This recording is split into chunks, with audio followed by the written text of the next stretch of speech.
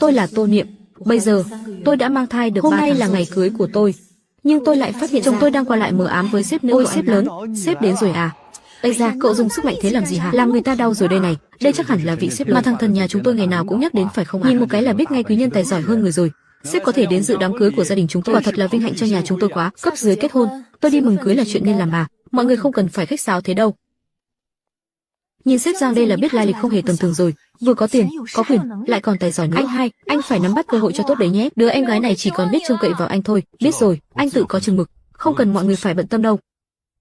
Nếu mà bám được vào mối quan hệ với sếp Giang đây, thì con trai mình sau này ở công chẳng phải sẽ một bước lên mây sao? Ít nhất cũng đỡ phải phấn đấu dòng dã 20 năm trời. Đúng thế. Rõ ràng có một sếp nữ phú bà tốt như thế mà không chịu nắm, lại cứ nằng nặc đòi rước con mồ côi nghèo kết sắc Tô Niệm. Theo con thấy, cái đám cưới này vốn chỉ chẳng tốn tiền. Anh hai con từng nói rồi, Tô Niệm cũng chỉ hợp ở nhà, làm ô xin miễn phí thôi, chẳng giúp ích được nửa phân nào cho cái nhà. Đều là phụ nữ với nhau, cô nên tôn trọng chị dâu mình một chút đi. Tiếp theo chương trình, xin mời cô dâu chú rể trao nhẫn cưới cho nhau. Con gái, con ơi, cuối cùng ba mẹ cũng tìm được con rồi. Không phải cô là trẻ mồ côi sao? Lấy đâu ra ba mẹ thế này? Em cũng không biết nữa. Hai người tìm ai? Đây là tiệc cưới riêng tư, có phải đi nhầm chỗ rồi không? Chúng tôi tìm Tô Niệm, chúng tôi là ba mẹ ruột của con bé. Đã tìm con bé hơn 20 năm rồi, hôm nay cuối cùng cũng dò hỏi được tin tức nên lặn lội đến thăm con bé. Con ơi, cuối cùng ba mẹ cũng tìm thấy con rồi. Nhà họ Lâm chúng tôi vốn dĩ tốt bụng, không chê cô là đứa không cha không mẹ, chẳng có chỗ dựa, đồng ý cho cô bước chân vào cửa làm con, thế là đã quá đề cao cô rồi. Vậy mà cô thì hay nhỉ, lại lén lút giấu giếm một ba mẹ nghèo kết xác thế này mà không có phải cô tính là sau khi lấy chồng sẽ giúp họ đến nhà chúng tôi để báo hiếu, rồi bon rút làm khổ thằng thần đúng đấy. Cả người thì tỏa ra toàn mùi bần hèn, xách theo mấy cái trứng vỡ với mớ rau lát mà cũng không biết ngượng, dám thật sự làm mất hết thể diện của nhà họ Lâm. Em thấy anh trai em thà ở bên cạnh sếp nữ đại gia kia còn hơn, người ta tiện tay quăng một cái cũng đáng giá hơn đống rác rưởi của mấy người, ít ra còn hậu thuẫn được cho sự nghiệp của anh tôi. Đâu có giống mấy người góp mặt tới đây chỉ tổ làm cục. Tô Niệm, cô làm sao thế hả? Có ba mẹ nghèo mà sao lúc trước cô không nói cho tôi biết? Vốn dĩ cưới cô là vì nghĩ thân cô thấy cô cho đỡ phiền phức, bây giờ thì hay rồi, tự dưng lại đèo bòng thêm 2 cục nợ. Đã tìm thấy Niệm Niệm, tạm thời đừng vội để lộ thân phận, đóng giả làm gia đình bình thường đi gặp con bé. Chúng ta đừng vội lấy số tài sản khổng lồ ra làm con bé sợ, phải xem nhà chồng con bé ăn ở ra sao đã, nhỡ đâu lại vớ phải loại đàn ông đầu mỏ thì khổ. Đúng vậy, chúng ta đã chuẩn bị cho 15 tòa nhà ở khu trung tâm thường 3 chiếc siêu xe, cùng 10 tỷ tệ tiền mặt làm của hồi môn. Đúng là phải xem xét kỹ những kẻ bên cạnh Niệm Niệm, xem bản chất chúng nó ra sao, đồng thời cũng phải xem cách con bé liệu có gánh vác nổi vị trí người thừa kế của nhà họ Tô hay không. Niệm Niệm à, ba mẹ chẳng có món đồ nào quý giá cả, chỗ này đều là rau củ nhà tự trồng, gà ta thả vườn, với ít trứng gà chất chiêu được, đều là những món hồi bé con thích ăn nhất. Con đừng chê nhé. Con gái à, con đã phải chịu khổ rồi, hôm nay ba đành dùng những thứ này để thử xem kẻ đầu ấp tay gối với con có thật lòng hay không. Nửa đời sau, người làm ba này sẽ dốc hết của cải để bù đắp cho con. Tô Niệm mình không còn là một đứa trẻ mồ côi không cha không mẹ, thật tốt quá. Tỉnh mộng đi, bố mẹ cô ta ăn mặc bần mà cũng dám vác mặt đến dự đám thì chả có thứ gì ra hồn. Phen này thì thần nhà mình con gái đi lấy chồng mà xách mỗi con gà tới dự cưới, quá mức bần tiện rồi đấy. Nhìn xem, còn ra thể thống gì nữa, thời đại nào rồi mà qua cưới chỉ có mấy cái đồ nhà quê này, tiền mừng chẳng thấy mà của hồi môn cũng không. Nói cho cùng là do anh trai tôi quá lương mới chịu kết hôn với loại phụ nữ có hoàn cảnh như mọi người không biết gia cảnh nhà thế nào sao? Ta rõ ràng là đang lừa hôn, lừa tiền để lo dưỡng lão cho bố mẹ đấy. Nhìn bộ dạng bố mẹ ta kia là đến đây để ăn trực thôi. Anh hai, anh mau gọi bảo vệ đuổi bọn họ ra ngoài đi, đừng để làm hỏng mất thể diện đám cưới của nhà chúng ta. Tô Niệm, rốt cuộc chuyện này là sao? Niệm Niệm, nếu con cảm thấy không tiện thì ba mẹ sẽ không vào trong làm phiền con nữa, con cứ sống cho thật tốt. Mẹ và ba con chỉ đứng nhìn con từ xa là yên tâm rồi. Đi thôi, 10 năm không gặp, rốt cuộc thì cũng chẳng có tình cảm gì. Niệm Niệm đã phải chịu quá nhiều khổ cực rồi, hôm nay lại làm con bé ở trước mặt bị bẽ mặt, mất mặt trước đám đông thế này. Cô phục vụ, mang con gà này xuống nhà bếp, bảo đầu bếp làm cho thật sạch. Hôm nay sẽ thêm một món chính thật thịnh soạn, cứ coi như đây là tiệc hỷ nhận lại người thân của tôi. Con gái của ta bản tính lương thiện, xứng đáng gánh vác việc lớn. Cứ tưởng đứa con gái thất lạc nhiều năm, lớn lên ở thành phố, khó tránh khỏi việc chê bai hai thân già này, sợ bị mất thể diện. Nào ngờ, con bé không những không hề chê bai nửa lời, mà còn công khai nhận mặt chúng ta, bảo vệ hết sức chu toàn, thật sự rất tốt. Tự dưng vô cớ lại mọc thêm 2 người họ hàng nghèo kết xác, sau này chỉ tổ làm gánh nặng. Tôi nói này, Tô Niệm, cô cũng không tự cân nhắc xem thân phận của mình đi. Hạng người nào cũng dám nhận vơ vào nhà, không sợ chuốc lấy phiền phức cho Lâm thần sao? Ây ra ông Lâm à, dẫu sao thì cũng là ông bà thông gia của chúng ta mà, xách theo một con gà đến dự đám cưới thì cũng thôi, làm như thói đi thăm họ hàng ở dưới quê ấy. Mặt mũi nhà họ Lâm chúng ta bị vứt đi hết rồi. Vô dĩ đã chê Tô Niệm xuất thân mồ côi chẳng có ai chống lưng, giờ lại lòi đâu bố mẹ ruột quê mùa bần hèn, đã không giúp được nửa điểm tích sự, sau này không khéo lại còn phải đợi tôi chú cứng là một lũ ăn bám. Bố mẹ đi tìm con suốt bao nhiêu chắc chắn là vất vả lắm đúng không ạ? Mẹ và bố con đã rong ruổi khắp hơn nửa đất nước, 3 ngày thì đi làm thuê, tôi đến lại đi dò la tin, chỉ sợ cả đời này không được gặp lại con nữa. Là do bố vô dụng Năm xưa đã không trông chừng con cẩn thận, để con phải chịu cực khổ suốt bao nhiêu năm trời. Giờ có thể gặp lại con, bố mẹ có khổ cực đến mấy cũng đáng. Được rồi, đang ngày vui đại hỷ, khóc khóc lóc lóc thì ra cái thể thống gì chứ? Muốn khóc thì về nhà mà khóc, đừng có mang điểm xui xẻo đến. Có chuyện gì thì để sau hãng nói. Hứa bên ngoài còn đang chờ kìa, đừng để người ta chê cười cho. Bố mẹ, hôm nay là ngày con gái xuất giá, theo đúng nghi lễ, con phải dâng chén trà đầu tiên cho hai đấng sinh là lỗi của con. Đã để ba mẹ phải chờ đợi bao nhiêu năm qua. Ba mẹ ngồi xuống trước đi, con sẽ dâng trà cho ba mẹ ngay đây. Phục vụ, lấy thêm 2 cái ghế nữa. Mời ba mẹ ngồi. Đem đống của hồi môn đã chuẩn bị các giấy tờ nhà đất chi tiết cùng với thẻ ngân hàng độc quyền, sắp xếp cho ổn thỏa hết đi, cho xe chuyên dụng chạy thẳng túc trực sẵn ở bãi đỗ. Nếu không có lệnh trực tiếp của tôi, tuyệt đối không được để lộ danh tính của chúng ta. Mọi việc cứ hành động thật kín đáo. Vừa mới tìm lại được con gái, tính tình con bé lại lương thiện, nếu vội vàng phô trương ra thế rằng sẽ làm xáo trộn cuộc sống của con bé. Hơn nữa cũng không nhìn rõ được bộ mặt thật của nhà trai. Cứ án binh bất động đã. Nếu như người nhà bên thật lòng đối xử tốt với con gái, thứ này sớm muộn gì cũng là chỗ dựa vững chắc. Còn nếu bọn họ dám cậy vào việc con gái con bé không nơi nương tựa mà ức hiếp, thì nhà họ Tô này tuyệt đối sẽ đứng nhìn đâu. Cô làm cái trò gì vậy hả? Tôi nể tình đứa nhỏ, không thèm chấp nhận cái thân phận trẻ mồ côi. Cô còn dám dắt thêm 2 cục nợ này về đây nữa hả? Mọi thứ đã được sắp xếp ổn thỏa rồi thưa sếp, tất cả đang đợi ở dưới lầu, chỉ cần gọi là có mặt ngay. Ông xem bố và em gái của tên Lâm Thần kìa, ban nãy mở miệng ra là buông lời cay độc, nhìn là biết chẳng phải hạng người khoan dung rộng lượng gì. Mẹ của hắn thì trông có vẻ an phận thật đấy, nhưng lại chẳng có chút tiếng nói nào trong nhà. Gia cảnh nhà bọn họ thoạt nhìn cũng chỉ ở mức bình thường. Tôi thật sự lo cho Niệm Niệm, từ nhỏ đã chịu thiệt thòi gả qua đó, lại còn phải chịu hờn chịu tủi từ bọn họ. Gia cảnh nhà thằng bé kém một chút cũng không thành vấn đề. Con gái mình đang bụng mang dạ chửa, chỉ cần hai đứa thật lòng với nhau, cùng nhau yên ổn sống qua ngày là tốt hơn tất thảy rồi. Hơn nữa, gia thế nhà mình sơ sơ ra đấy. Nhà bên đó chỉ cần biết điều một chút thì sẽ chẳng dám tùy tiện ức hiếp Niệm Niệm. Còn nếu bọn họ thật sự dám để con bé phải chịu, chúng ta cũng có thể lập tức đứng ra chống lưng cho con gái. Tìm kiếm dòng dã 20 mấy năm trời mới tìm lại được. Chỉ cần con bé sống vui vẻ thoải mái là tốt hơn tất thảy rồi. Nghèo một chút, khổ một chút cũng chẳng sợ. Đã có chúng ta làm chỗ dựa vững chắc cho ba mẹ ơi. Hai người đừng đứng mãi thế, ngồi xuống nghỉ một lát đi ạ. Hôm nay là ngày con lên xe hoa. Theo quy củ do các cụ ngày xưa truyền lại, trước khi xuất giá phải dâng lên ba mẹ ly trà đầu tiên. Trước đây con không có cơ hội này, hôm nay mượn dịp này để bù đắp ạ. Khoan đã. Ly trà này không thể kính bừa được đâu. Có vài lời tôi phải nói cho rõ ràng đã. Các người 20 mấy năm nay chưa từng nuôi cô ấy lấy một ngày.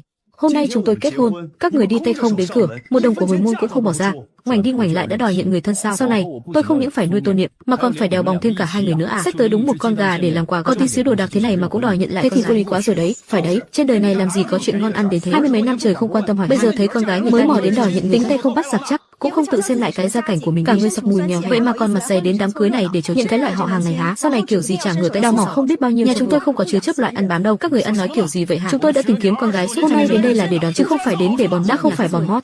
Thế của hồi môn đâu? Tên lì xì đổi cách xưng hô đâu. Đừng nói là chỉ cậy vào cái cha mẹ ruột rồi ung dung ngồi lên mâm trên của bậc trưởng bối nhé, để rồi sau này chuyện lớn bắt nhà chúng tôi phải gánh vác chứ gì. Món quà mà hai người tặng quả thực là không đủ. Bà nghe thấy chưa? Đứa con này quả nhiên là ham hư vinh. Nó không thèm nhận cặp cha mẹ nghèo hèn này đâu, cũng chẳng màng đến công ơn sinh thành nữa rồi. Thôi bỏ đi, chúng ta gom góp cho nó một khoản tiền. Từ nay ân đoạn nghĩa tuyệt, cứ coi như chưa từng tìm thấy nó. Niệm Niệm à, con nói cho mẹ biết đi, rốt cuộc con muốn món quà gì? Chỉ cần là thứ ba mẹ có thể, ba mẹ đều sẽ cho con. Con không cần tiền, không cần nhà lầu, cũng chẳng cần bất cứ món đồ đắt giá nào cả. Món quà duy nhất mà con muốn chính là gia đình ba người chúng ta sống cùng nhau, mãi mãi không bao giờ chia xa. Lâm Thần, cậu cũng qua đây, đã lập gia đình rồi, sau này họ cũng là trưởng bối của cậu, qua đây chào hỏi thì không cần đâu. Nhận người thân là chuyện của nhà họ Tô các người, đừng có lôi tôi vào. Giang tổng, em đã nghe danh chị từ lâu, tuổi trẻ tài cao lại còn xinh đẹp, em luôn vô cùng ngưỡng mộ chị. Nếu em mà có một người chị gái tuyệt vời như chị thì tốt, hay là em nhận chị làm chị gái kết nghĩa, sau này em nhất định sẽ thỉnh giáo chị nhiều hơn và quan tâm, yêu thương chị như chị ruột vậy. Hay là chúng ta cứ trực tiếp công khai thân phận luôn đi. Ông xem cả cái nhà bọn họ kìa, đã hám danh hám lợi đến mức nào rồi. Niệm Niệm đang mang thai mà còn phải chịu đựng sự tủi thân này sao? Lát nữa tôi sẽ lấy hết của hồi cùng thẻ ngân hàng ra đây để chống lưng cho con gái, rồi đổi cho con bé căn nhà tân hôn tốt nhất. Không nên hành sự quá vội vàng, cứ đợi thêm đã. Còn đợi cái gì nữa? 20 năm rồi là chúng ta đã không chăm sóc tốt cho để con bé phải chịu biết bao nhiêu đau khổ. Bây giờ tìm lại được rồi thì phải dành tất cả những gì tốt đẹp. Sao có thể để con bé phải nuốt cục tức biểu hiện hôm nay của Niệm Niệm?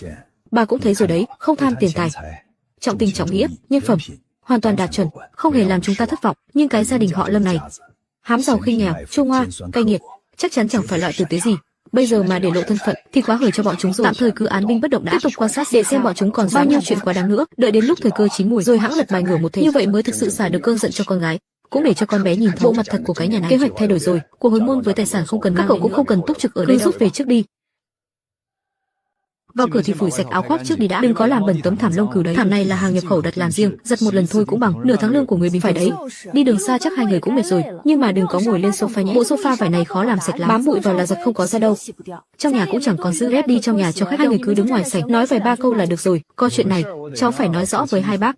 Nhà cháu tổng cộng chỉ có 3 phòng ngủ thôi, bố mẹ cháu ở một phòng, em gái cháu ở một phòng, cháu và Tô Niệm ở phòng ngủ chính. Thật sự không thể dọn ra thêm phòng cho hai bác xem thế này có hay là cháu chuyển cho hai bác chút. Hai bác tự xuống lầu nghỉ bình dân nào đó ngủ, ở nhà chật chội lắm, đông người quá thì chật chội cũng đỡ làm mọi người thấy bất tiện. Đúng thế còn gì, nhà vốn dĩ đã chật sẵn rồi, tự nhiên thêm hai người thì ở làm sao được. Ra ngoài thuê khách sạn ở chẳng phải vừa yên tĩnh vừa thoải mái, đâu thể bắt hai thân già chúng tôi, hay là bắt con bé Nguyệt Nguyệt ngủ dưới đất, làm gì có cái lý đó. Đáng lý ra suy ra đến nhà phải tiếp đãi đàng hoàng, nhưng điều kiện nhà cửa quả thật có hạn. Ông bà cũng phải thông cảm cho tụi nhỏ chứ, đừng vô cớ tạo thêm gánh nặng cho tụi. Nếu thật sự không được, tôi sẽ dẫn Lâm Nguyệt ra ngủ dưới đất. Mẹ nói cái gì vậy hả? Con có phải con gái ruột của mẹ không thấy? Con là thân con gái, ra ngoài ở khách sạn cũng không an toàn. Hai bác là người lớn thì chịu khó hy sinh một chút. Tình hình thực tế là khả năng của con chỉ có hạn, chỉ mua nổi căn nhà nhỏ cỡ này thôi. Ba mẹ và em gái con cũng đang ở đây, không có phòng trống cho hai người ở đâu. Ba, mẹ, nhà quả thật là không đủ phòng, chắc phải trải nghiệm ngủ dưới đất. Là ra ngoài thuê. Con nói cái gì? Còn lời gì để mà nói nữa chứ? Mấy lời người nhà họ Lâm nói lúc nãy, con nghe không rõ sao? Muốn đuổi hai thân già này ra ngoài ở khách sạn mà con không chút đắn đo đã đồng ý ngay, đến nửa lời bênh vực cũng không có. Hóa ra dòng dã hơn 20 năm trời, đứa con gái mà chúng ta cực khổ trong lòng nó căn bản lại chẳng thèm bênh vực người làm ba làm mẹ này. Là do ba với mẹ đã quá ảo tưởng vị trí của mình, thật sự quá đau lòng mà. Nhiệm Nhiệm à, mẹ không phải là kén chọn chỗ ở, đừng nói là ở khách sạn, dù có ngủ trên hay thậm chí là ngủ ngoài, ba mẹ cũng cắn răng chịu đựng được. Nhưng trong lòng ba mẹ thực sự rất khó, trơ mắt nhìn người khác ở ngay trước mặt mỉa mai. Vậy mà con nói đỡ cho ba mẹ, cũng không hề có ý định. Ba mẹ còn cứ tưởng con thật lòng thật dạ chấp nhận hai thân già này làm ba mẹ chứ. Mẹ à, ba mẹ hiểu lầm con rồi. Vừa nãy con gật đầu đồng ý, không phải là để ba mẹ ra ngoài thuê phòng ốc trong nhà, đúng là chật chội không. Con có cãi lại người ta, con đành nhận lời. Thực ra là định để con ra ngoài ngủ khách, hoặc là hai vợ chồng sẽ trải nghiệm ngủ ngoài phòng để nhường lại phòng ngủ chính cho ba mẹ. Làm gì có cái lý ba mẹ rồi con cái thì ở chân mà lại bắt ba mẹ phải ra ngoài buôn ba. Con bé lúc này sao con lại có thể nghĩ như thế hả? Sao ba mẹ có thể đánh đang bụng mang dạ chửa mà phải dọn ra ngoài, hay là nằm vật vờ trên sàn nhà? Ba mẹ cứ bừa một cái nhà nghỉ tạm bợ qua đêm là xong chuyện, cần gì phải để con chịu uất ức như vậy chứ? Con đang mang thai sao mà chịu sốc này cho ba mẹ ngủ lại khách sạn, có đáng là bao đâu cơ chứ? Không thể để ba mẹ phải khó xử. Làm gì có cái lý ba mẹ phải chịu ấm ức chứ? Chuyện phòng ốc con sẽ đi nói với Lâm Thần, ba mẹ cứ yên tâm ở lại đây.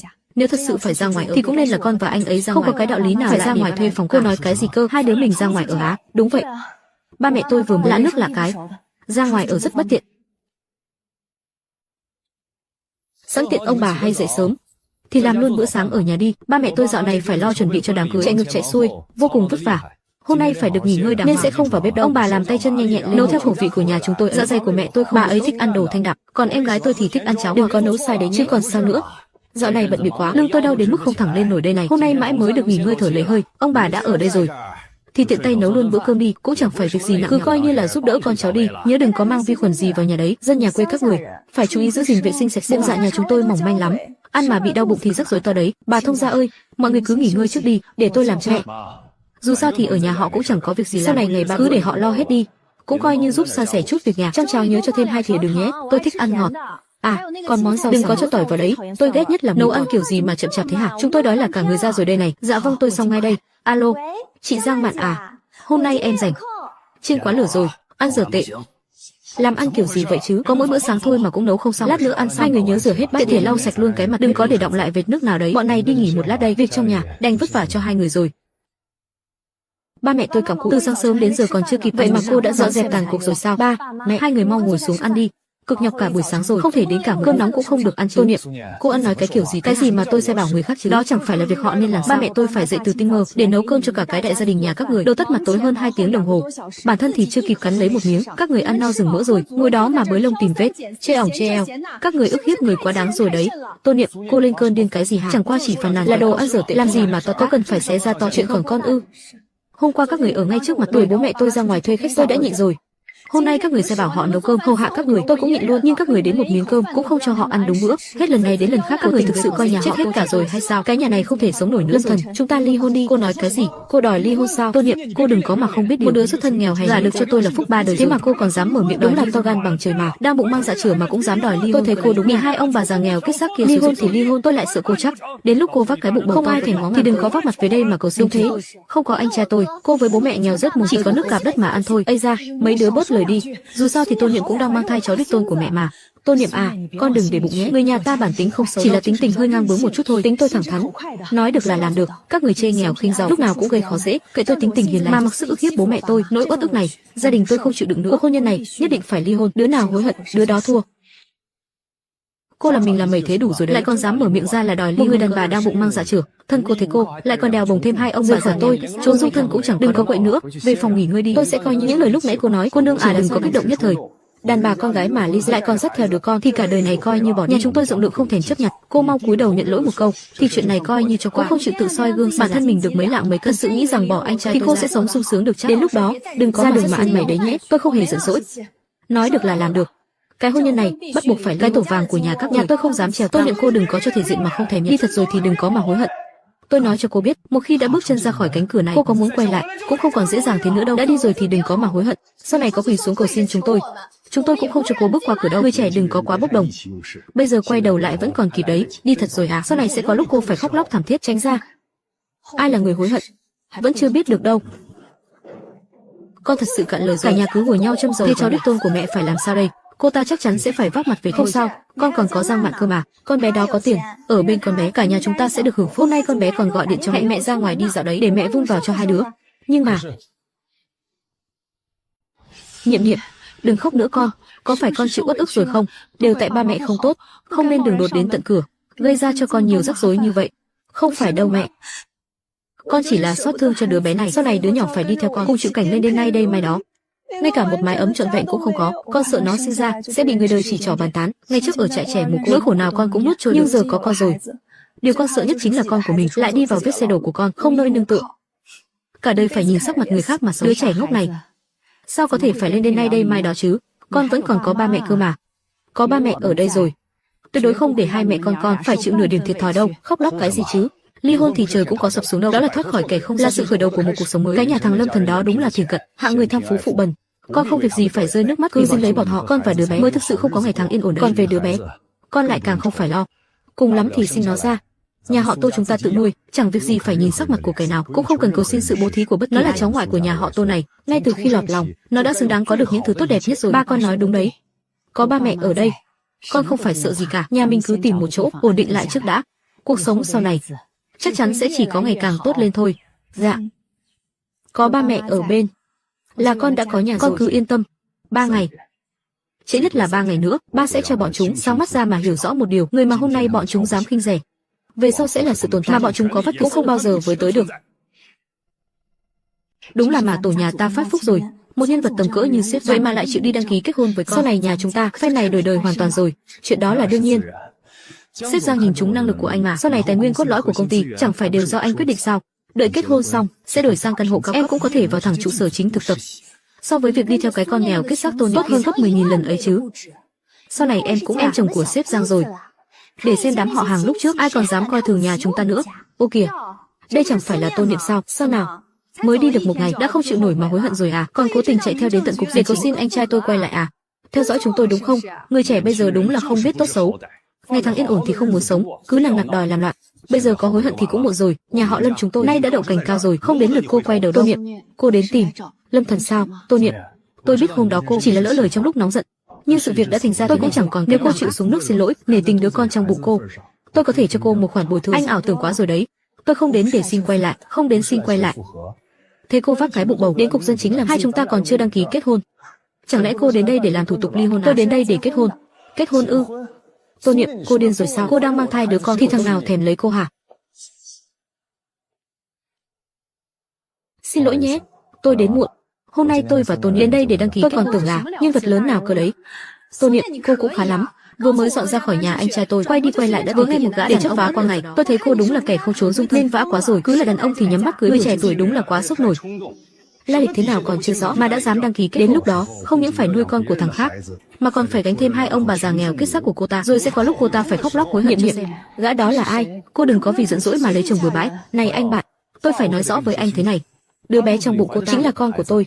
Anh lại cam tâm tình đi đổ vỏ cho người khác, rốt cuộc là có mưu đồ gì? Tôi khuyên anh hãy suy nghĩ, đừng có kích động nhất thời mà rước vào thân những rắc rối không thể dứt ra. Tôi lấy ai? Có bằng lòng chăm sóc mẹ con cô ấy hay không? Đó là việc của tôi, không liên quan đến các người. Từ nay về sau, Tô Niệm sẽ do tôi bảo vệ, không đến lượt các người ở đây chỉ tay năm ngón. Chúng ta ra quầy làm thủ tục thôi, đừng bận tâm đến những kẻ không đâu. Tô Niệm, cô không cần thiết vì muốn mà nhắm mắt lấy bừa. Nhưng tôi với sếp Giang đăng ký trước, ai đến trước thì có hiểu quy củ. Cứ đắc ý đi, cứ tiếp tục múa mép cho sướng miệng đi. Lát nữa con gái tôi nhận giấy đăng ký, tôi sẽ lập tức điều động toàn bộ đoàn xe của công ty tới đây. Phô trương thanh thế cho thật hoành tráng. Hôm nay các người càng khinh người bao nhiêu, thì lát nữa sẽ càng hối hận không kịp bấy nhiêu.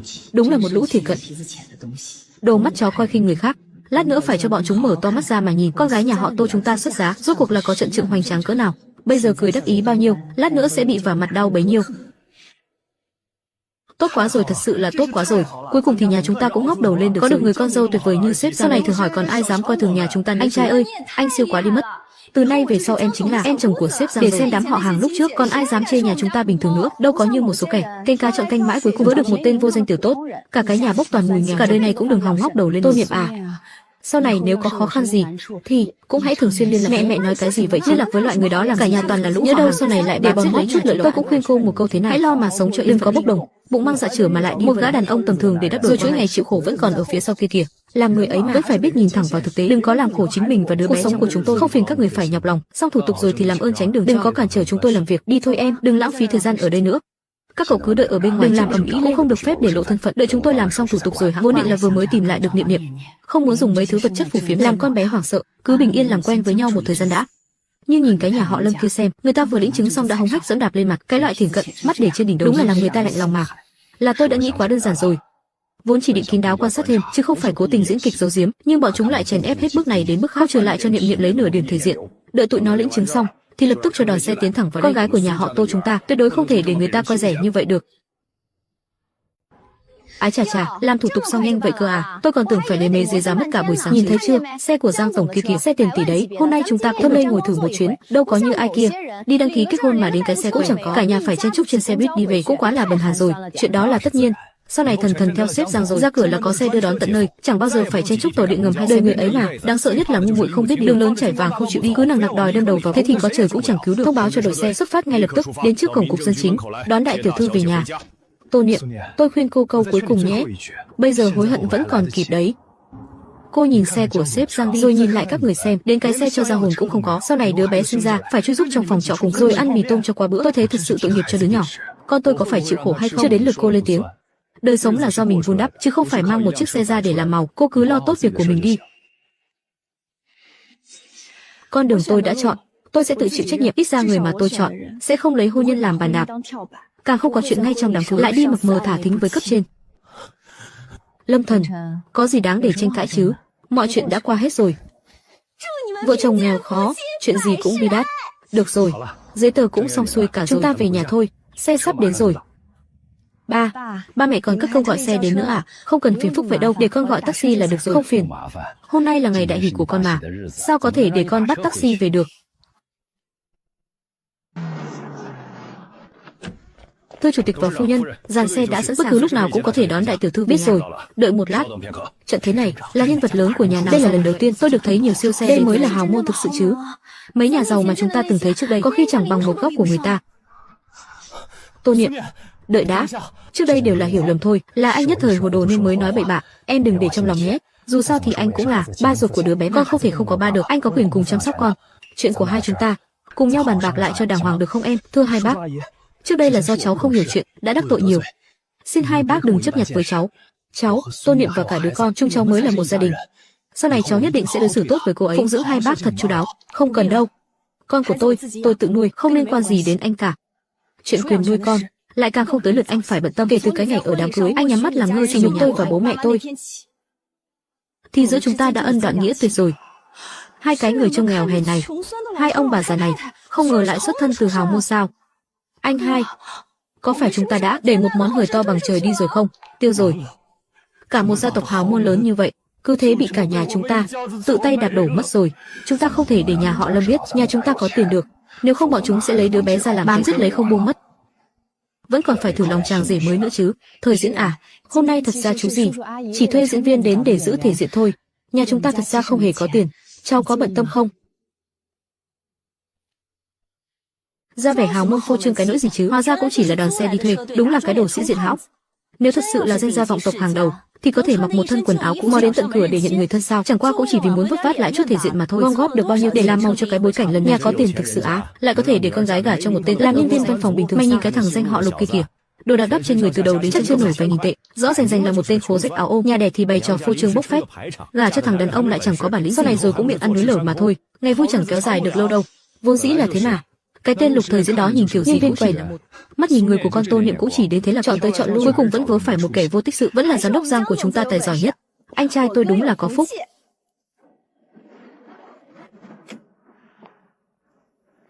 Ba mẹ, sao hai người lại tới đây? Nghe nói hôm nay con đi đăng ký kết hôn, chuyện hệ trọng như thế nào? Ba mẹ thế nào cũng phải cất công đến gặp. Quả nhiên là một cô bé thấu đáo và hiểu đứa trẻ ngoan. Tô Niệm à, từ nay về sau con của Lục gia chúng ta rồi, sau này có bất cứ chuyện gì con đều có thể tâm sự với ba mẹ, đừng có khách sáo nhé. Con vốn định đợi thu xếp ổn thỏa cho Niệm rồi mới đưa cô ấy về nhà thăm ba mẹ, không ngờ lại làm phiền ba mẹ cất công chạy đến đây trước, đều là người một nhà cả. Còn khách sáo cái gì chứ? Chuyện chung thân đại sự của các con, bậc làm trưởng bối như chúng ta đương nhiên là phải ra mặt chống lưng cho hai đứa rồi. Khoan đã, các người không để tâm chuyện giọt máu của anh trai tôi sao? Cam tâm đổ vỏ thế cơ à? Dù có nói thế nào đi chăng nữa, thì sau này đứa bé đó vẫn phải mang họ Lâm thôi. Chuyện này hả? Tôi tất nhiên là để tâm rồi. Lục phu nhân, có câu này tôi phải nói rõ với bà. Trước đây Niệm Niệm không may trao lầm người, đã phải chịu đựng không ít tủi thân rồi, nay lại còn đang bụng mang dạ chửa. Nhà họ Tô chúng tôi không mong cầu gì khác, chỉ mong sau này con bé sống một cuộc đời bình yên ổn định. Nếu nhà họ Lục các người cảm thấy lấn cấn chuyện này thì chúng tôi cũng tuyệt đối không gượng ép.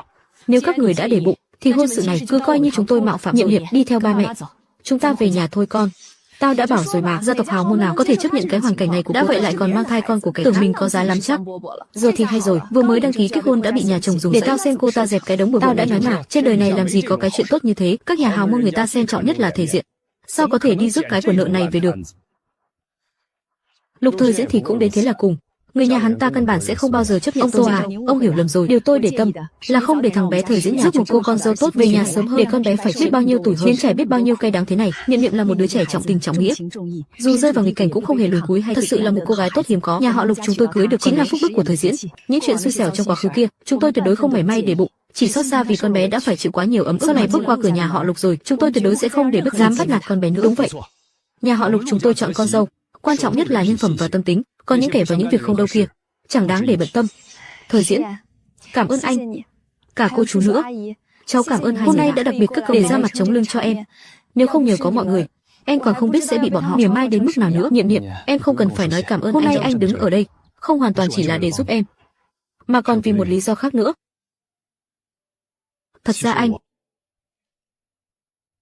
Thật ra hôm nay điều mà anh sắp nói ra đây, anh đã cất giấu trong lòng suốt nhiều năm rồi. Thật ra anh vẫn mượn tư cách một người bạn để năm đó, cô Nhi một buổi hội chợ từ thiện, anh tình cờ đến đó quyên góp vật tư, và đã tận mắt em gom hết tất cả những gì vài món đồ thủ công rồi bán rẻ đi toàn bộ. Số tiền kiếm được em chẳng giữ lại lấy một đồng, mà đem quyên góp sạch cho các em nhỏ bị bệnh. Hôm đó trời trở gió lạnh thấu xương, bản thân em chỉ mặc một chiếc áo khoác mỏng manh, vậy mà lại đem chiếc do một người tốt bụng nhưng cho một đứa bé nhỏ tuổi hơn. Đó đều là chuyện của rất lâu về trước rồi mà. Anh vẫn còn nhớ sao? Không ít lần anh bắt gặp em đi phải một mình ôm uất ức, bị người ta chèn, em cũng chỉ biết âm thầm nhẫn nhịn. Đã rất nhiều lần trực tiếp đưa em rời đi, nhưng lúc đó trong ánh mắt và trái tim chỉ có mỗi Lâm. Anh không muốn cưỡng ép phá sự lựa chọn của em, nên chỉ đành ở trong tối âm chống đỡ mọi thứ vì em. Chưa từng dám đường đột bước tới làm phiền cuộc sống của em. Giờ đây có thể cùng em đăng ký kết hôn, chính là tâm nguyện mà anh đã mong mỏi từ rất lâu. Không chỉ đơn thuần là ra tay nghĩa hiệp giúp đỡ đâu, hóa ra bao năm qua vẫn luôn có người âm thầm nhớ thương em, che chở cho em. Thật sự cảm ơn anh. Trong buổi hội chợ từ thiện thuở thiếu thời đó, dáng vẻ em chẳng màng đến bản thân, đối xử với người khác bằng tấm lòng thuần khiết, từ ngày hôm đó đã khắc sâu vào trái tim anh. Đó cũng là lý do suốt anh không thể nào buông bỏ được em. Từ nay về sau có anh ở đây rồi, bất kỳ kẻ nào cũng không được buông lời nhục mạ em nữa. Hôm nay là ngày đại hỷ, cả nhà chúng ta bình bình an an là tốt rồi. Hai đứa nhỏ tâm đầu ý hợp, đối xử chân thành với nhau chính là điều tuyệt vời nhất. Những vật ngoài thân khác đều không quan trọng. Ba mẹ, con vừa nghe hai người đã tìm lại được em gái, hơn nữa lại đúng vào ngày đại hỷ đăng ký kết hôn, nên con đặc biệt chạy tới đây. Đây là quà mừng dành cho em gái. Em cảm ơn anh trai. Em gái à, lên xe của anh đi. Anh trai, sao xe sang trọng quá vậy? Anh trai cô làm tài xế mà, chuyên lái xe cho đại gia. Đúng vậy, tài xế, tôi là tài xế.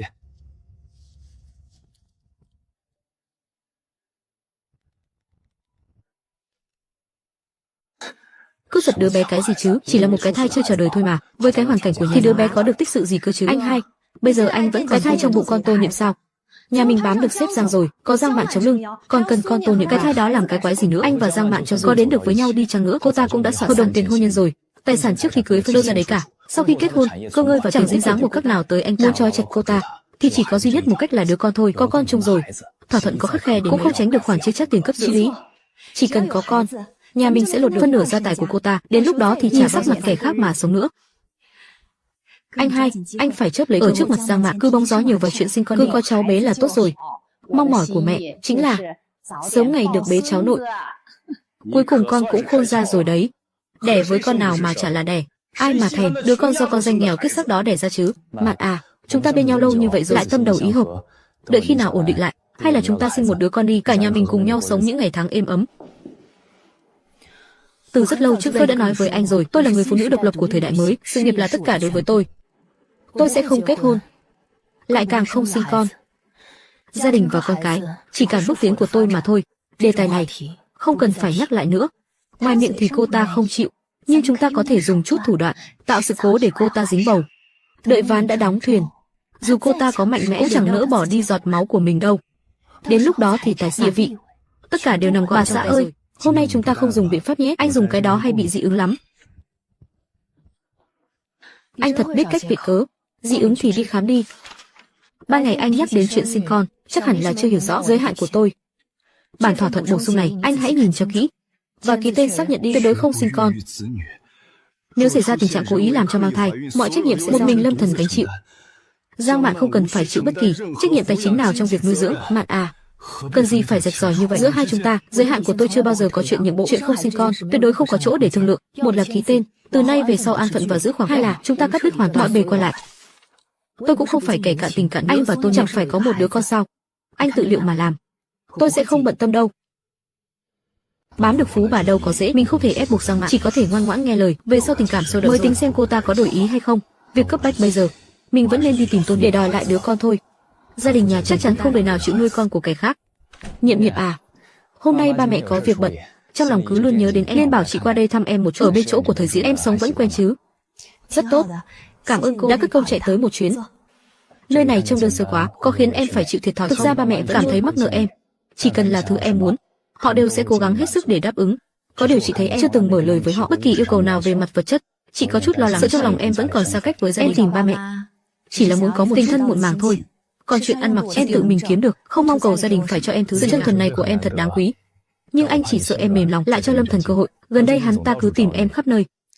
Anh thấy hắn ta chỉ chăm chăm nhắm vào đứa con trong bụng em thôi. E là hắn chỉ muốn dùng đứa để trói buộc em, chứ căn bản chẳng có chút thật lòng hối cải nào. Em đã nhìn rõ bản chất của hắn ta rồi, sẽ không còn ôm bất cứ hy vọng nào. Nói thì nói vậy, nhưng em thân cô thế cô, lỡ lại bị Lâm Thần cuốn lên, cái chỗ dựa cũng không có chuyện gì phải tìm anh trai. Còn cả Lục Thời Diễn, nếu anh ta bắt anh sẽ đến bảo vệ em bất cứ lúc nào. Anh à, anh tốt, anh là đứa con trai được nuôi nấng hơn 20 năm nay, tự nhiên phải lo nghĩ mọi chuyện cho cái nhà này, và cũng là nghĩ cho em nữa. Trong lòng em có oán trách ba mẹ không? Lúc mới nhận mặt, họ ăn mặc quá giản dị, khiến em ở nhà họ Lâm bị mất mặt. So với tiền bạc hay thể diện, em quan tâm đến tấm lòng chân thành hơn. Có thể tìm lại em đã vô cùng biết ơn. Tôn Niệm xem nhẹ vật chất lại nặng tình cảm, rất dễ bề thao túng. Em hiếu thảo như vậy, sau này anh và ba sẽ yêu thương em thật. Hôm nay anh còn có việc, anh đi trước nhé, giữ liên lạc nha. À đúng rồi, sau này em dự tính sẽ làm sao với đứa bé? Tên Lâm Thần bên kia vẫn chưa chịu từ bỏ đâu. Nếu em gặp khó khăn gì, anh có thể giúp em. Chuyện của em tự lo được, không cần phiền đến anh hai đâu. Được rồi, có chuyện gì cứ tìm anh bất cứ lúc nào.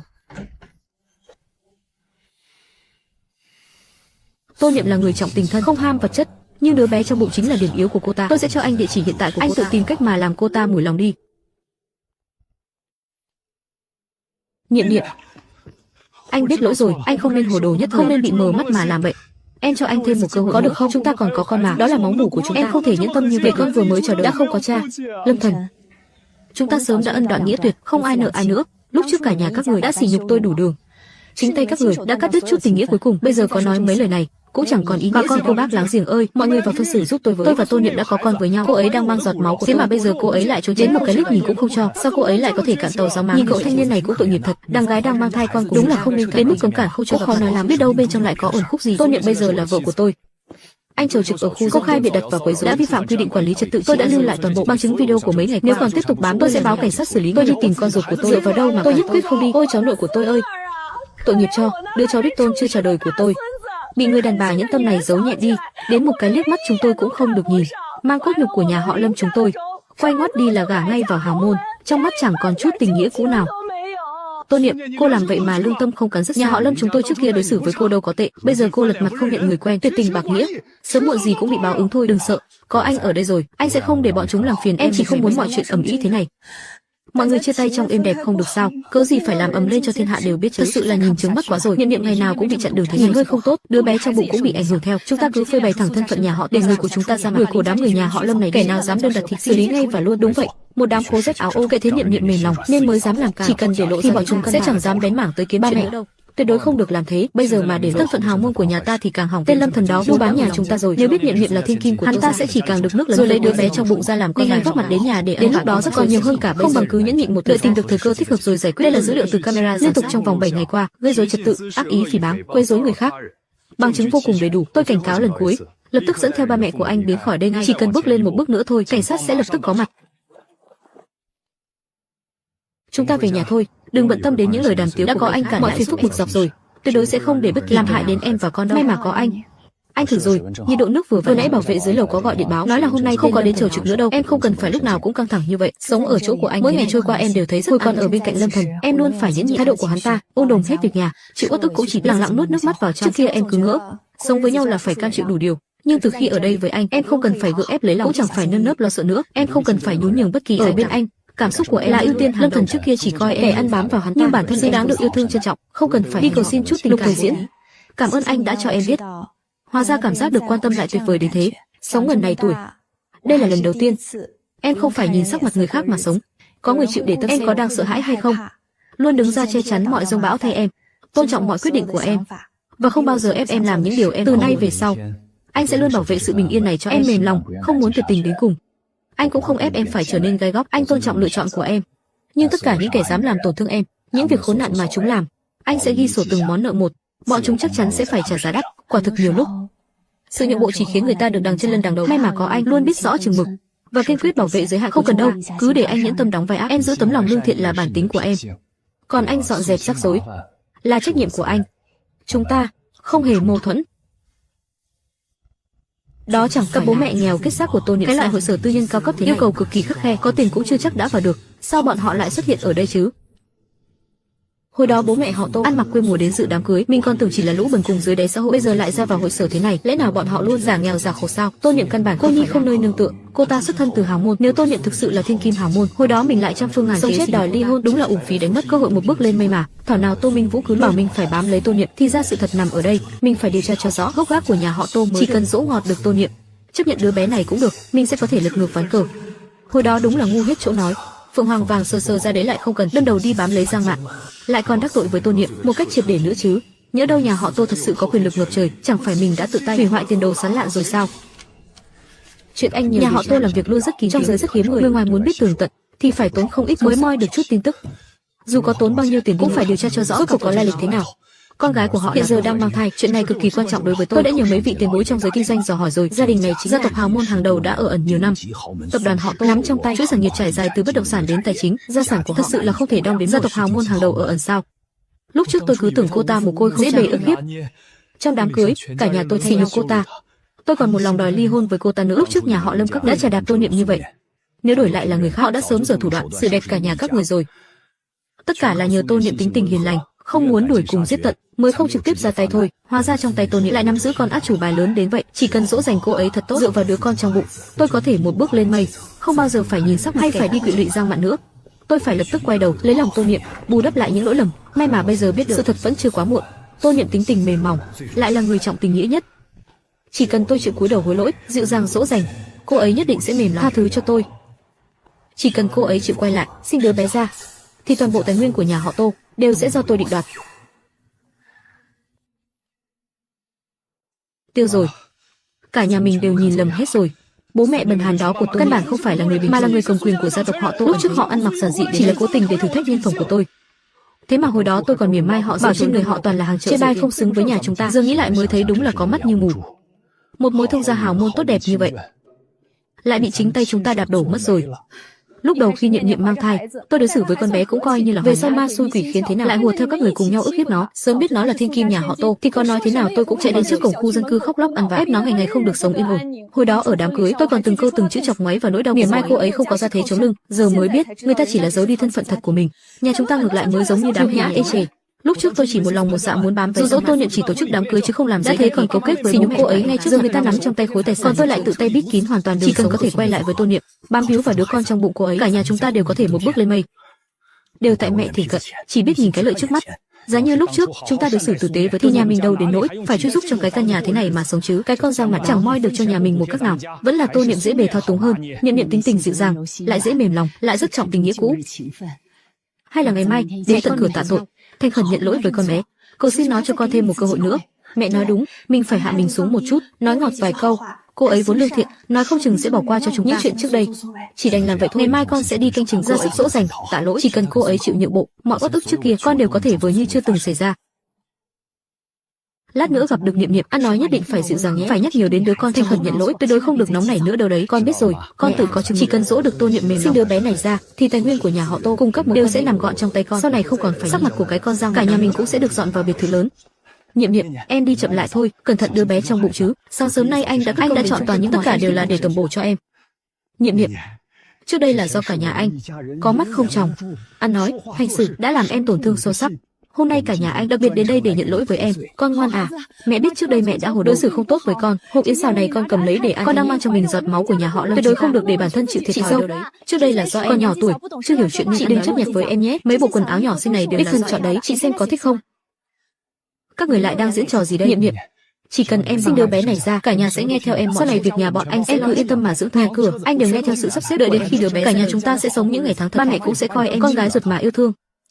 Lúc trước các người chà đạp tôi đủ đường, bây giờ lại tỏ ra ân cần như bị đứt dây thần kinh nào rồi. Chúng ta đã không còn quan hệ gì nữa rồi. Niệm Niệm, anh biết trước đây anh đã làm sai quá, nhưng đứa bé là vô tội mà, con không thể không có cha ruột được. Cho anh cơ hội để bù đắp cho, có được không em? Niệm Niệm, ngày mai anh sẽ lại đến, anh sẽ đợi đến khi nào em hồi tâm chuyển ý. Anh hai, sao cô ta chẳng chịu nhượng bộ chút nào vậy? Bọn mình đã hạ mình đến nước này rồi cơ mà, đừng vội. Tính cô ta vốn mềm lòng, anh lại là mối tình đầu của cô ta. Trước khi gặp anh, chẳng có ai từng quan tâm cô ta cả. Chúng ta cứ kiên trì bám rồi sẽ có ngày. Cô ta cũng phải nể tình đứa bé mà tha thứ cho anh. Chỉ cần đứa bé được sinh ra chót lọt thì mọi tài sản của nhà họ Tô sẽ dễ như trở bàn tay. Anh phải gọi ngay cho Tô Minh Vũ nhờ giúp một tay mới được. Tô Minh Vũ là anh trai trên danh nghĩa của Tô Niệm. Trước giờ hắn ta vẫn luôn âm thầm tồn địa chỉ nhà và lịch trình đi lại của cô ta cho lại còn nắm rõ nội tình nhà họ rõ như lòng bàn tay.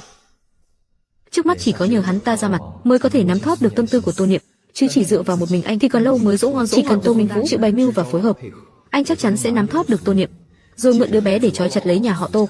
Từ nay về sau sẽ vĩnh viễn thoát khỏi cái kiếp sống dưới đáy xã hội này. Anh Minh Vũ à, đến bây giờ em mới biết ra thế thực sự khủng của nhà họ Tô. Lúc trước đúng là em mờ mắt nên mới tệ bạc với Niệm Niệm. Bây giờ em chỉ muốn bù đắp, giữa cô ấy sinh con rồi em sẽ dành cả đời để chăm lo cho hai. Nhưng mà cô ấy đề phòng em dữ quá. Em nói hết nước hết cái rồi mà chẳng nên đành mặt dày đến xin anh chỉ giáo. Tô Niệm chính thức trở về, cướp đi thứ vốn dĩ chỉ thuộc về riêng tôi. Thừa kế. Tôi rất sẵn lòng mượn tay Lâm Thần, không ngừng quấy rối Tô Niệm, phá nát cuộc sống yên ổn của nó và Lục Thời Diễn. Niệm Niệm tính tình tuy mềm mỏng nhưng lại rất có chủ kiến. Cậu mà đối đầu căng thẳng thì chỉ tổ phản tác dụng thôi. Nó rất coi trọng tình thân và đứa con trong bụng. Sau này cậu đến tìm đừng có chỉ mang mỗi đồ tầm bổ, hãy nói nhiều về những chuyện kỷ niệm thuở thiếu thời của hai người. Cứ tỏ ra yếu đuối, than nghèo, khơi gợi lại chút tình cảm cũ trong lòng. Cảm ơn anh Minh Vũ. Thời gian khám thai hàng ngày của Tô Niệm, công viên con bé hay ra toàn bộ, cả những lúc Lục Thời Diễn không có ở nhà, tôi sẽ báo hết cho cậu. Phần còn lại cậu tự xem mà. Đa tạ anh Minh Vũ đã chỉ giáo. Có được những thông tin này, tôi nhất định sẽ từ từ làm cô ấy mủi lòng. Đợi đến khi tôi và Niệm Niệm vương vỡ lại lành, tài nguyên của nhà họ Tô sau này, tôi tuyệt đối sẽ không quên ơn anh đâu. Chúng ta vốn là người một nhà mà. Đương nhiên là tôi cũng mong Niệm Niệm được êm ấm, nhưng cậu làm việc cũng phải biết chừng mực đấy, tuyệt đối đừng có manh động quá, kẻo lại chọc cho ba mẹ ác cảm. Tôi cũng sẽ ở bên cạnh nói đỡ cho cậu vài câu. Thưa anh, đây là khu vực xin anh đừng lớn tiếng làm ảnh hưởng đến các thai phụ khác. Các vị phóng viên báo đài cùng tất cả bà con đang có mặt, mọi người hãy phân xử giúp đứa bé trong bụng Tô Niệm chính là cốt nhục của nhà họ Lâm. Tôi mới là cha ruột của đứa bé, vậy mà cô ta lại luôn tìm cách, thậm chí đi khám thai cũng không cho tôi đi cùng. Trên đời này làm gì có cái đạo lý đó chứ? Nhìn bộ dạng không giống như đang nói dối, mang thai con của người ta mà lại không cho người làm cha ra, thật sự là không thể chấp nhận được. Nhìn người đàn ông này kích động như vậy, mà đây lại là bệnh viện, khéo lại có uẩn khúc gì cũng nên. Khoảng thời gian 2002,9 chúng ta đã sớm chấm dứt quan hệ hôn nhân rồi. Ngay trước cả nhà các người đã dùng đủ mọi cách để sỉ nhục, bây giờ lại đem đứa bé ra làm con bài thương lượng. Đừng có ở đây gây rối trật tự công cộng nữa. Chấm dứt hôn nhân thì đã sao? Đứa bé mang giọt máu của tôi, cô ta chính là chê bai gia cảnh nhà tôi bình thường, bây giờ bám được cành cao nên muốn sự tồn tại của người cha ruột là tôi đây. Thật nhẫn tâm, tước đoạt đi quyền được gặp mặt con của tôi. Thưa anh, có chuyện gì vậy? Này anh kia, yêu cầu anh rời đi ngay lập tức, nếu còn tiếp tục gây rối chúng tôi sẽ báo cảnh sát xử lý đấy.